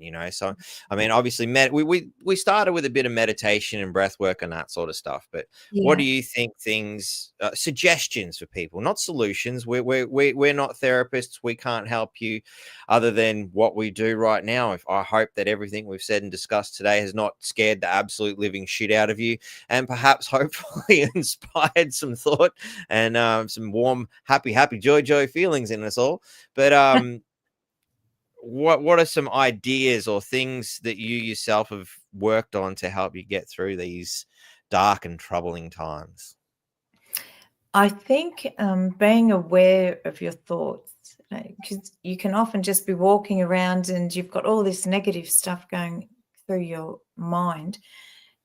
I've learned, I'm always learning to catch those thoughts and turn them into a positive thought. That's one of the biggest things I do. And every morning when I wake up, I smile. Even when I was sad, I will smile and I will be grateful for everything, the roof over my head, my snuggy little bed. I say that every morning because, there's so many people that haven't got that now, that. And I was close and I've been close to that happening again. I actually bought myself a little caravan with some savings I had a few years back because I was nearly homeless. So I'm so grateful to have this, So I just look at all the grateful things. And when bad things happen, like the last few weeks have been a bit rough, but I've gone to bed and I've felt really it's made me feel stronger. So I felt really happy because I'm like, oh, well, that's a few more people I realized aren't on my side. So that weight's gone and that weight's gone. So I just try and turn everything positive. That's my main thing. And yeah, and keeping fit and healthy, of course. If I eat crap, I feel crap. If I eat well, I feel better. Yeah. Yeah, I think it's just keeping an eye on your thoughts. No, Mhm. you're on the money there. Every time I have that moment of weak will and go, oh, fuck it. There's that Hungry Jack's logo. It got me. I got to have a bacon deluxe burger, and it's just shriveled, horrible, fucked up thing, and it looks like shit as soon as you get it out of the wrapper. You're like, God knows if this kid even washed his hands. He can't put a burger together. Is he capable of washing his hands? Oh my God. Oh fuck it. I've paid for it now. And it cost me a fortune. It's not that good these days. You bite into it and it's not too bad. And then you get halfway through it and you're like, oh, why did I eat this shit? But I got to finish it. I paid for it. Yeah. Not good. Not good.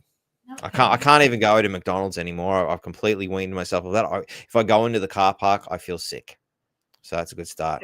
KFC, I smell it and I go, how dare you smell so good? You had me on the toilet for a week. So that's kept me away from that one. Oh, I haven't done takeaway for many years, so I don't have to worry about that. Yeah. What do you do? What do you do besides have a drink and meditate? Well, yeah, having a drink is definitely a good one. But the big challenge these days is to not have a drink and still feel happy about yourself. That's a big trick. Years of burying a problem in one way, shape, or another, and the alcohol is the last one standing. Trying not to is still a challenge. The cost of it helps, but then I started home brewing, so that didn't help. But yeah, just it's good because quite a few times during the week I find myself having one or two and just stopping, and that never used to be something I can do. And to me, it's not just about there's people like Russell Brand who are like, oh no, that's it, I can never do it again, and I've got to mention it every week that I'm every X amount of years sober, never again. Like it's some sort of mental disorder that you like to partake in distorting reality in some way. It's like, no, I want to actually be able to just walk in and walk out. That's the challenge. So that's a challenge in itself in that one. Anything else I can walk in and walk out of now. Yeah. I never go, that's it, I've stopped, I'll never do that again. It's always what, maybe one day I might feel, hang on, that tool might be useful. It's like, oh no, I've got something else now, I'll never use a hammer again. You might need the hammer, again. Yes. You never know what the future holds. And I don't think it's specifically the substance itself is the problem. It's more the self-control level and the reason why. And for me, the reason why generally is a constant state of fuck you, elbow, you stole all my money. So I'm working towards a better world. So do you make reasons why? Do I make reasons why? I used to. No, I don't need to make reasons why. There's plenty of them. It's more like I can choose from column A today, or I could have column B. This happened. Like the list of things that can happen in one day is a smorgasbord of reasons. I don't need to invent them. Yeah. I used to just be like, oh, how exciting. Got to celebrate. Oh, I'm sad. Oh, better have a drink. Anything was my excuse. And I don't say never either, because I think if you say never, you're possibly setting yourself up for failure. Yeah. And I stopped a few times for a year or so, and I went back to it. And that's when I said, I'll never do it again. And then I did. And now that I'm just, well, maybe I actually sometimes dream about being that old lady on the veranda in a rocking chair, having a drink, maybe rocking myself a bit too far back and singing along. But as long as you can get up and laugh at that end of that fall, that's okay. As long as it's not the last thing you do, it's all right.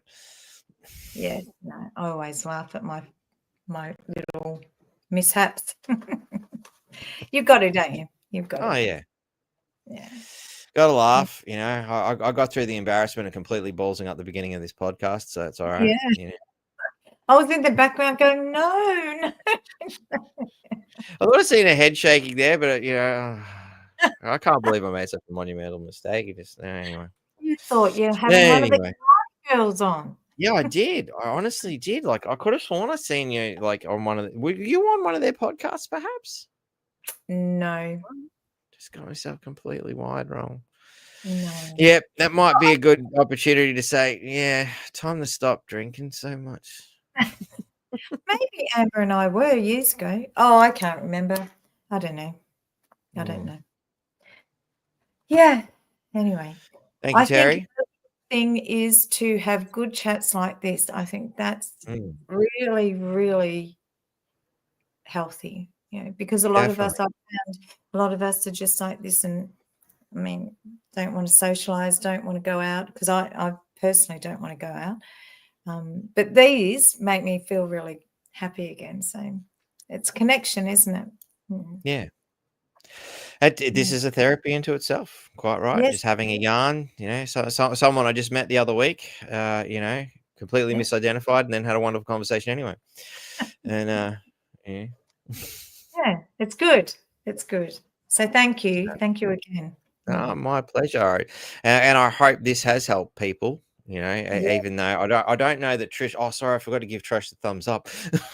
Oops. You know, I hope she's not too traumatized. Yeah, and it's okay. Because I haven't seen a comment since. But yeah, look, you know, and again, I think you know, testing ideas is definitely something to do. It's something I do all the time, is test ideas, run different theories, look at different things. Don't get stuck in the same place.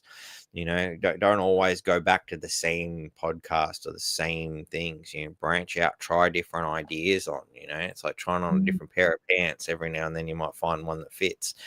You know, but you know, and don't be afraid to go, yep, cool, I'm done here, and move on to the next thing. You know, it's one, again, another interesting psychological phenomenon. I've never been able to stay in a job for an extended period of time, you know, and I'm kind of feeling that again in this current position. It's not, I feel like the challenge this time is to walk away from a job just because it's time, as opposed to every other time there was a, I've had enough of this and this is why.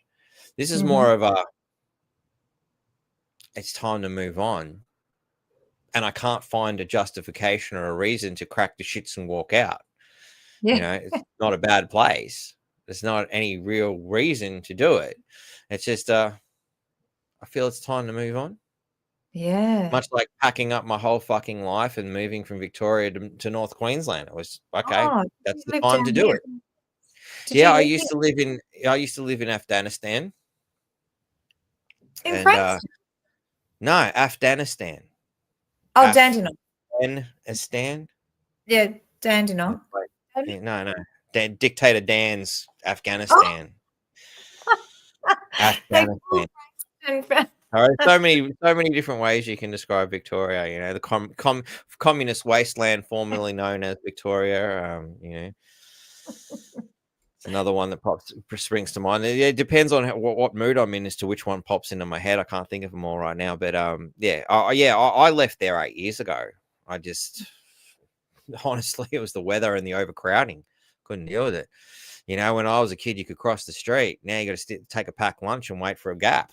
You know, it's just ridiculous. You know, it's and all the homes being knocked down and turned into apartments and multi-story towers and shit. And it's just like, I'm not willing to live like a rodent in a cage. You know, I could barely stomach the idea of teachers taking the English language and pulling it apart and then putting it in pigeonholes and then labeling it all in little jars and shit. You know, like it's not the way I like to see the world. You know, I don't need to dissect it. Can't we just understand it for what it is? Do we have to kill it and pull it apart before we can figure it out? You know, and that's kind of the way Victoria felt in the end. You know, like everything was just pulled apart compartmentalized and shoved into a pigeonhole and labeled. And if you didn't fit into any of these pigeonholes, which I've never done, then you're not welcome. So as soon as I got up here, it's the base comparison that I think is the easiest one to describe the difference between living life up here and living life down there, even before Dictator 10 totally ruined the joint, is that when I first went across the street at a shopping center here, at the checkered lines, I stopped and waited for the cars, and the cars are stopped and they're waiting for me. And then go, and I'm like, oh shit, people stop and let you cross the road here. Wow. It took a little while to get used to. I was used to just, you come to the checkered crossing and it's a crossing and you just point to the sign like, hey, dickhead, I'm supposed to cross here. And eventually your arm gets sore and you get over it, and you just wait for the gap in the traffic. You learn to God walk, as we used to call it. You just kind of walk across the street, and hope you didn't get hit. Where did you live, Danny? I was in Forest Hill. Okay, yeah. I think there may have been forests there at some point. There's a few hills. Weren't any forests on them. There used to be a bit of farmland, but then you used to hang around in Bayswater. And again, where's the bay or any large body of water in Bayswater? Fuck were they thinking then? Anyway. But yeah, we were talking about mental health and I got sidetracked again. Jeez, that happens a lot. But yeah, definitely meditation, breath work. And yeah, for me, it's breaking every bloody idea I can ever think of apart and making sure I've got it right. Not jumping to the first conclusion. All right, cool. Charlie Kirk got shot. Do we know the full story? No. Do I have any conclusions? No. Do I have theories? Yes. How many? Shitloads. How's it all going to play out? Let's wait and see. But in the meantime, don't let everything descend into chaos. Don't become that which you hate. That's always the tricky one. Don't become that which you hate, because it's very easy to do. And you see the way the leftists are responding and carrying on like a bunch of vile animals. My suggestion to everyone at this particular juncture in time is don't become them. Yeah. Don't succumb to that. Just, I feel sorry for you. Yeah. And hope that they come to their conclusions that they've got it wrong, and that for every time I like to leave it with the okay. So now I know where the true hate speech lies. See ya. And leave it at that. So every time they use the word hate speech, they'll think of me. I like to leave them a present. Yeah. Well, I actually think that these conspiracy theories and what we're talking about now needs to be theories? It needs to be a regular conversation, I think, because it's so. It makes you start thinking again. Like the conversation you've said, it makes you start thinking again. It makes you feel alive. It's made me feel alive. Now my brain's just like, wow, there's all these different, all these different ideas and thoughts, and it makes me feel like there's nothing really to worry about because there's so much out there that we just don't know. And that's exciting. That's really exciting. I love it. Yeah, for all the microscopes and telescopes and fancy books and ideas and theories out there, we're still just scratching the surface as far as, the human perspective goes.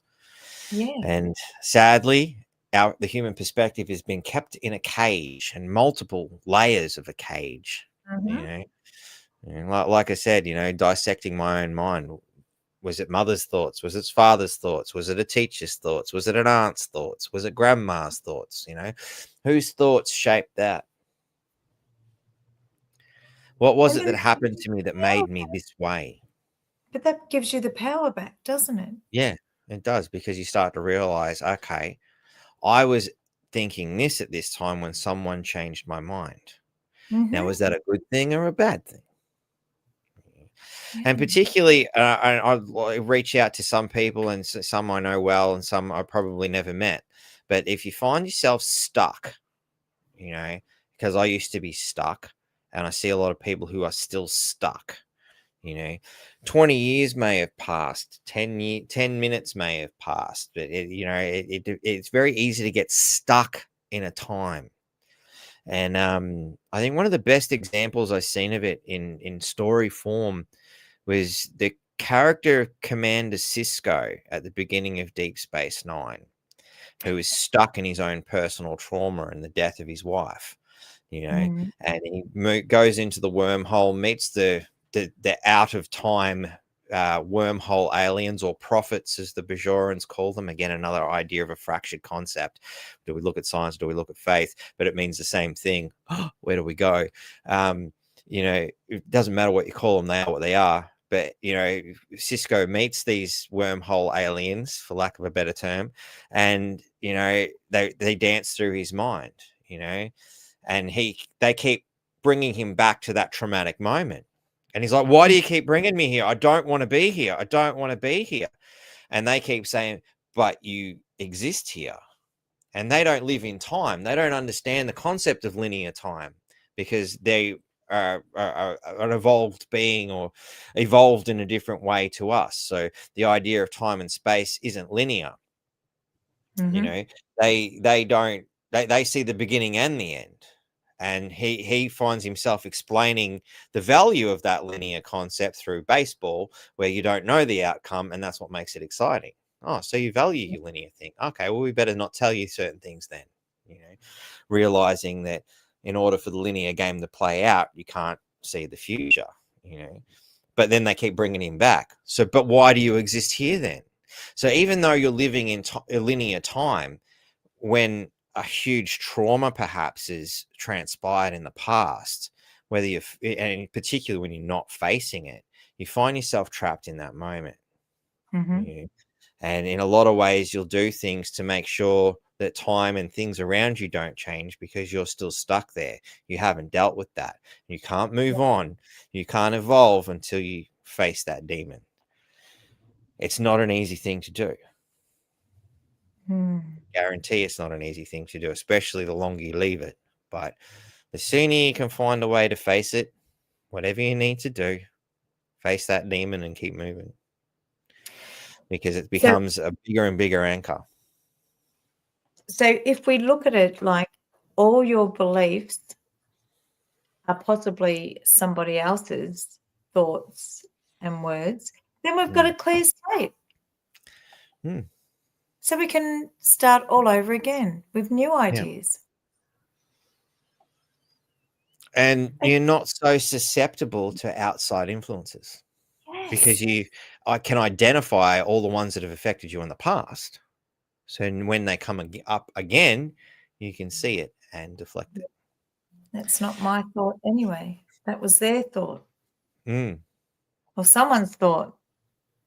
It can help you get over particular problems in some ways, It wasn't me. It's not your fault. You don't need to blame yourself. Yeah, it's simply not my thought. It's somebody else's thought. So now I change my thought. And then you don't need to dwell in the hatred of that fucker did that to me and did this to my mind. No, thank you for teaching me something. Yes. I learned something. We make things so complicated, and it can be so simple. And just like I like to say, thank you to the government. Thank you to the communist dictators and the vile scumbags who have attempted to try and rule the world, because you've brought us all together and made this podcast possible. Beautiful. Okay. What a lovely ending. Thank you. Well, thank you very much for coming on, Donna. We'll have to have another meeting of the minds sometime in the future. Yeah, that'd be exciting. I'm excited. Thank you so much. And thanks, everybody. Have a wonderful weekend. And if you're going to any rallies tomorrow, stay safe, especially in Melbourne, and take care. Yeah, definitely. And if you're here in Townsville, please get shots for me. I can't make it. I made previous commitments to do work, and I don't like to let people down. So unfortunately, I won't be able to make it myself. But anybody at the Townsville rally can get shots in any way, shape, or form off your phone. Doesn't matter how good you are. Don't give all the reasons for why you can't. Think of all the reasons why you can. Yep. It's really easy. Just pick up your phone and go record. No time like the Yes. present to learn how to do it. And there's a farmers rally for anyone in Melbourne, farmers rally in Bendigo on Sunday. Nice. Two rallies in one weekend. Victoria, you guys are really doing it well. Victoria's got 3 different rallies tomorrow. Wow. And one I of suppose them there's a lot to fight for. Oh, well, one of them's Antifa, and that's why I'm saying be careful. Yeah. All the deranged will be out there. So kill them with kindness. Mm. You know, defuse them. You know, what would Charlie Kirk do? Actually, that's a nice way to end this out. You know, is so I found a couple of videos popped up. You know, and I really wanted to really have a look at this one because it really to design a prosperous economy. How do you know? Done it again. Got to remove that one. Themselves. But They're hold both on. billionaires too. But like, Okay. who would Now, what I really want people to sort of look at here is, let's get this up the right way. Cool. Yeah. So the guy's face on the right, who you know, you can instantly have a look at the body language. All right, that's not the greatest scene of the Dropbox. It's not a great, but anyway, the body language. He's kind of relaxed, but he's strong in his position. Old mate, straight away before he even starts, he looks like he's asking for a bowl of soup. Please, sir, can I have some more? Oh, it does, yes. Already lost. He's already lost. Who would you rather trust to design a prosperous economy? How do you know Donald Trump and Elon Musk are not just Well, keeping money for themselves? but They're hold both on. billionaires too. But like, I'm just saying. See, but hold on. Let me ask you a very blunt question. Have you ever met a billionaire? No, I Well, haven't. hold on. How do you know how they think then? No, you've never met a billionaire. How do you know what they do? Bro, You don't. There's a because history of Donald Trump hold being on, a no, forgot the businessman, history. man. He wants to Hold run on, this this is an country like a important business. thing. It's easy to hate that which you don't know. It's easy to crap on those that you actually not talk to. Because that billionaire, let's take Albertsons, for example, that named your stadium. Albertsons employs tens of thousands of people in the state, and good on them for doing it, to make sure that you guys can get the groceries you need to feed your family. But guess what? He became a billionaire because of it. But you know what? He should become a billionaire for the people he employs and the risks that he took, and also the good that has done for this city and the charity that's been back to the community here. Let me talk to Donald Trump personally to see if you're No. correct or not. You said billionaires. Again, I could go through Trump or Elon Musk, but how about the other? You have Melaleuca that's also that named the stadium. You go after billionaire after billionaire. You know what you find? Someone that had a really good idea that was able to risk it all, that probably employed over 100,000 people and made a lot of other people rich. The question should never be, how do we take money away from people? That's easy. That's theft. You do that when you're 3 years old. The question that society has to answer instead is, how do you create wealth? That is a much harder question. Beautiful way of moving it, you know.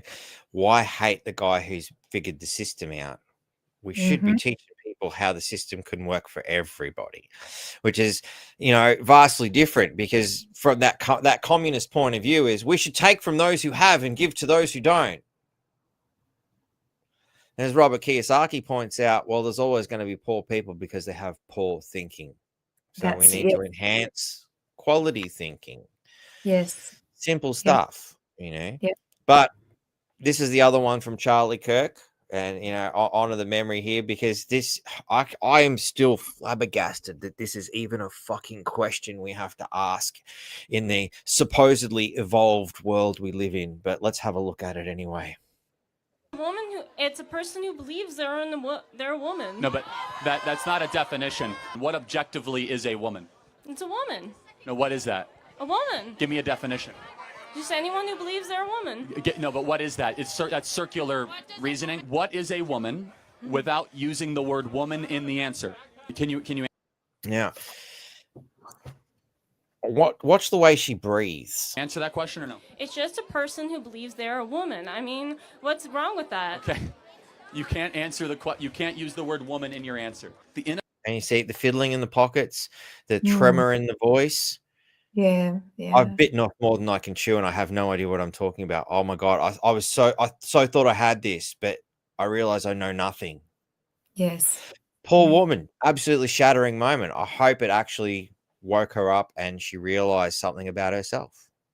Yes. Inability to answer the most fundamental, obvious biological question, what is a woman? This is not troubling. Like, it's so simple, it's so obvious.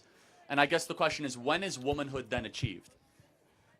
Just like for that, whenever they decide. I mean, like, Oh. Last chance. Can you tell me what a woman is? Are you a woman?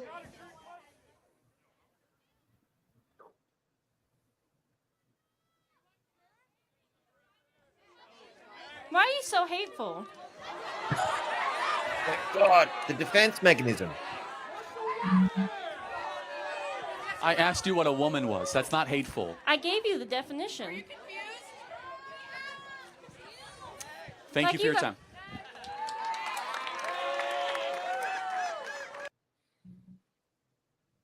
The poor thing. Yeah. You know, I not for the embarrassment, for the fact that is such a fractured brain. Mm. The mentality there, I can only imagine the internal conflict. Yeah.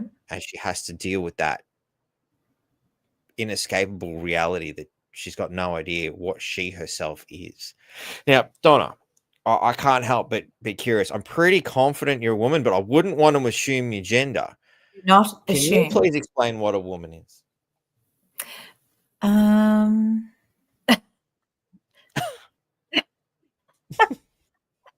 Well, it's whatever you decide is a woman.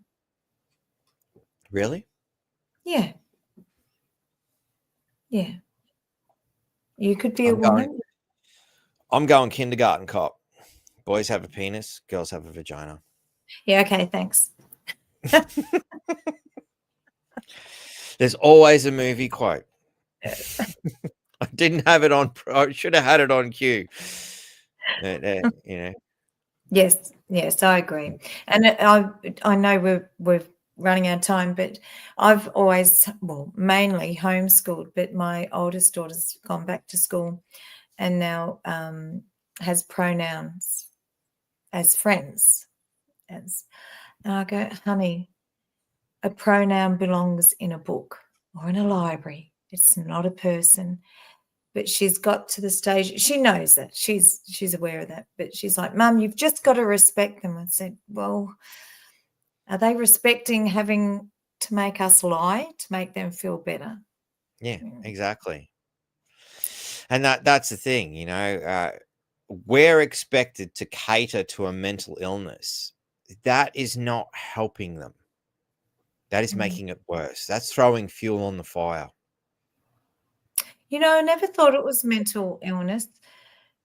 But now I think, because I did share with a lady years and years and years ago, and she had the operation. But back then, she just said it was like her twin brother had died. But back then, she had to live as a woman for 2 years. She had to have psych appointments constantly for 2 years before they even touched her, before they even did anything. And now they're at school just throwing them on medication without even telling the parents. You know, it's totally different. Totally different. Yeah. It's so sad.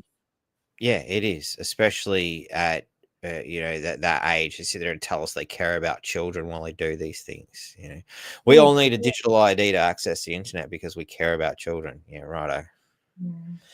Yeah, I mean, again, we're talking about mental illness, so the idea that anybody has a distorted view on reality, and this is a hard one because I think you'd be hard pressed to find a person on this planet that doesn't have some sort of distorted view of reality based on the fact that we don't have all the information. And it's the one thing I always say, oh, you're just a conspiracy theorist. I'm like, okay, cool. So how do you justify, pick anything? What do you believe in it? What's your deity? You know, well, let's start there, because you can't prove the existence of any of it. You just believe that shit. You don't know. You know, and I'm not saying, sorry to use the word shit, you know, I don't want to offend people's beliefs or whatever, but at the end of the day, that is a choice, you know, much like anything in this society, because we're not in possession of the facts about anything. We don't know what a history really is. You know, and again, they're trying to manipulate that. They're trying to convince us that the Aboriginals are bloody Africans, and the Aboriginals are not having it. You know, they're like, no, we're the oldest culture. It's the ones I've spoken to, no, we are the oldest culture. You know, prove me wrong. You know, and they're doing everything they can to distort and twist and turn everything. Right? Who built the pyramids? Come on, we're still debating over that. We don't know. What about Göbekli Tepe? Who the fuck built it? Let alone why did they bury it? You know, there's so many things that we have no idea about. We are all suffering a form of mental amnesia at the very least. Yes. Yeah. So we're all mentally ill. I can accept I'm Batty Bogan. I have a problem. I have a split personality. I have a name that I was given and a name I've created, you know, just to deal with the shit that's in this world, you know. Yes. Yeah. I'll be the first to admit it. I have mental problems. I have to. It's the only way to live on this planet. Yeah. I think we all have, like you said, there's got to be, all of us have got something. It's just how we live with it and how we deal with it. And you know, I like being a bit nuts. It's fun. Well, as I said to Jackie earlier in the week, we did a podcast. And the issue was, so I started with, well, some of these ideas are pretty out there, and she's like, come on, you know, that's where you reside. I'm like, yeah, my best friends are out there. It's like being a prison cell. I'd rather be out there than in there, you know. So definitely rather be out there. Yeah, me too. I dream of being out there. Say all the time, if aliens landed tomorrow and said, "Oh, you can come with us. All you have to do is leave everything behind." I'm like, do I get a chance to say goodbye, or just jump on now? It's the only question I've got. You got to take your family with you, though. Oh, it'd be a nice option.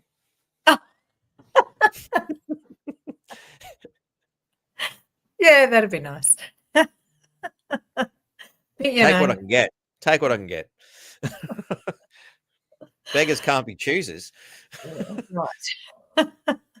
Sorry, family. You know I'd take you if I could.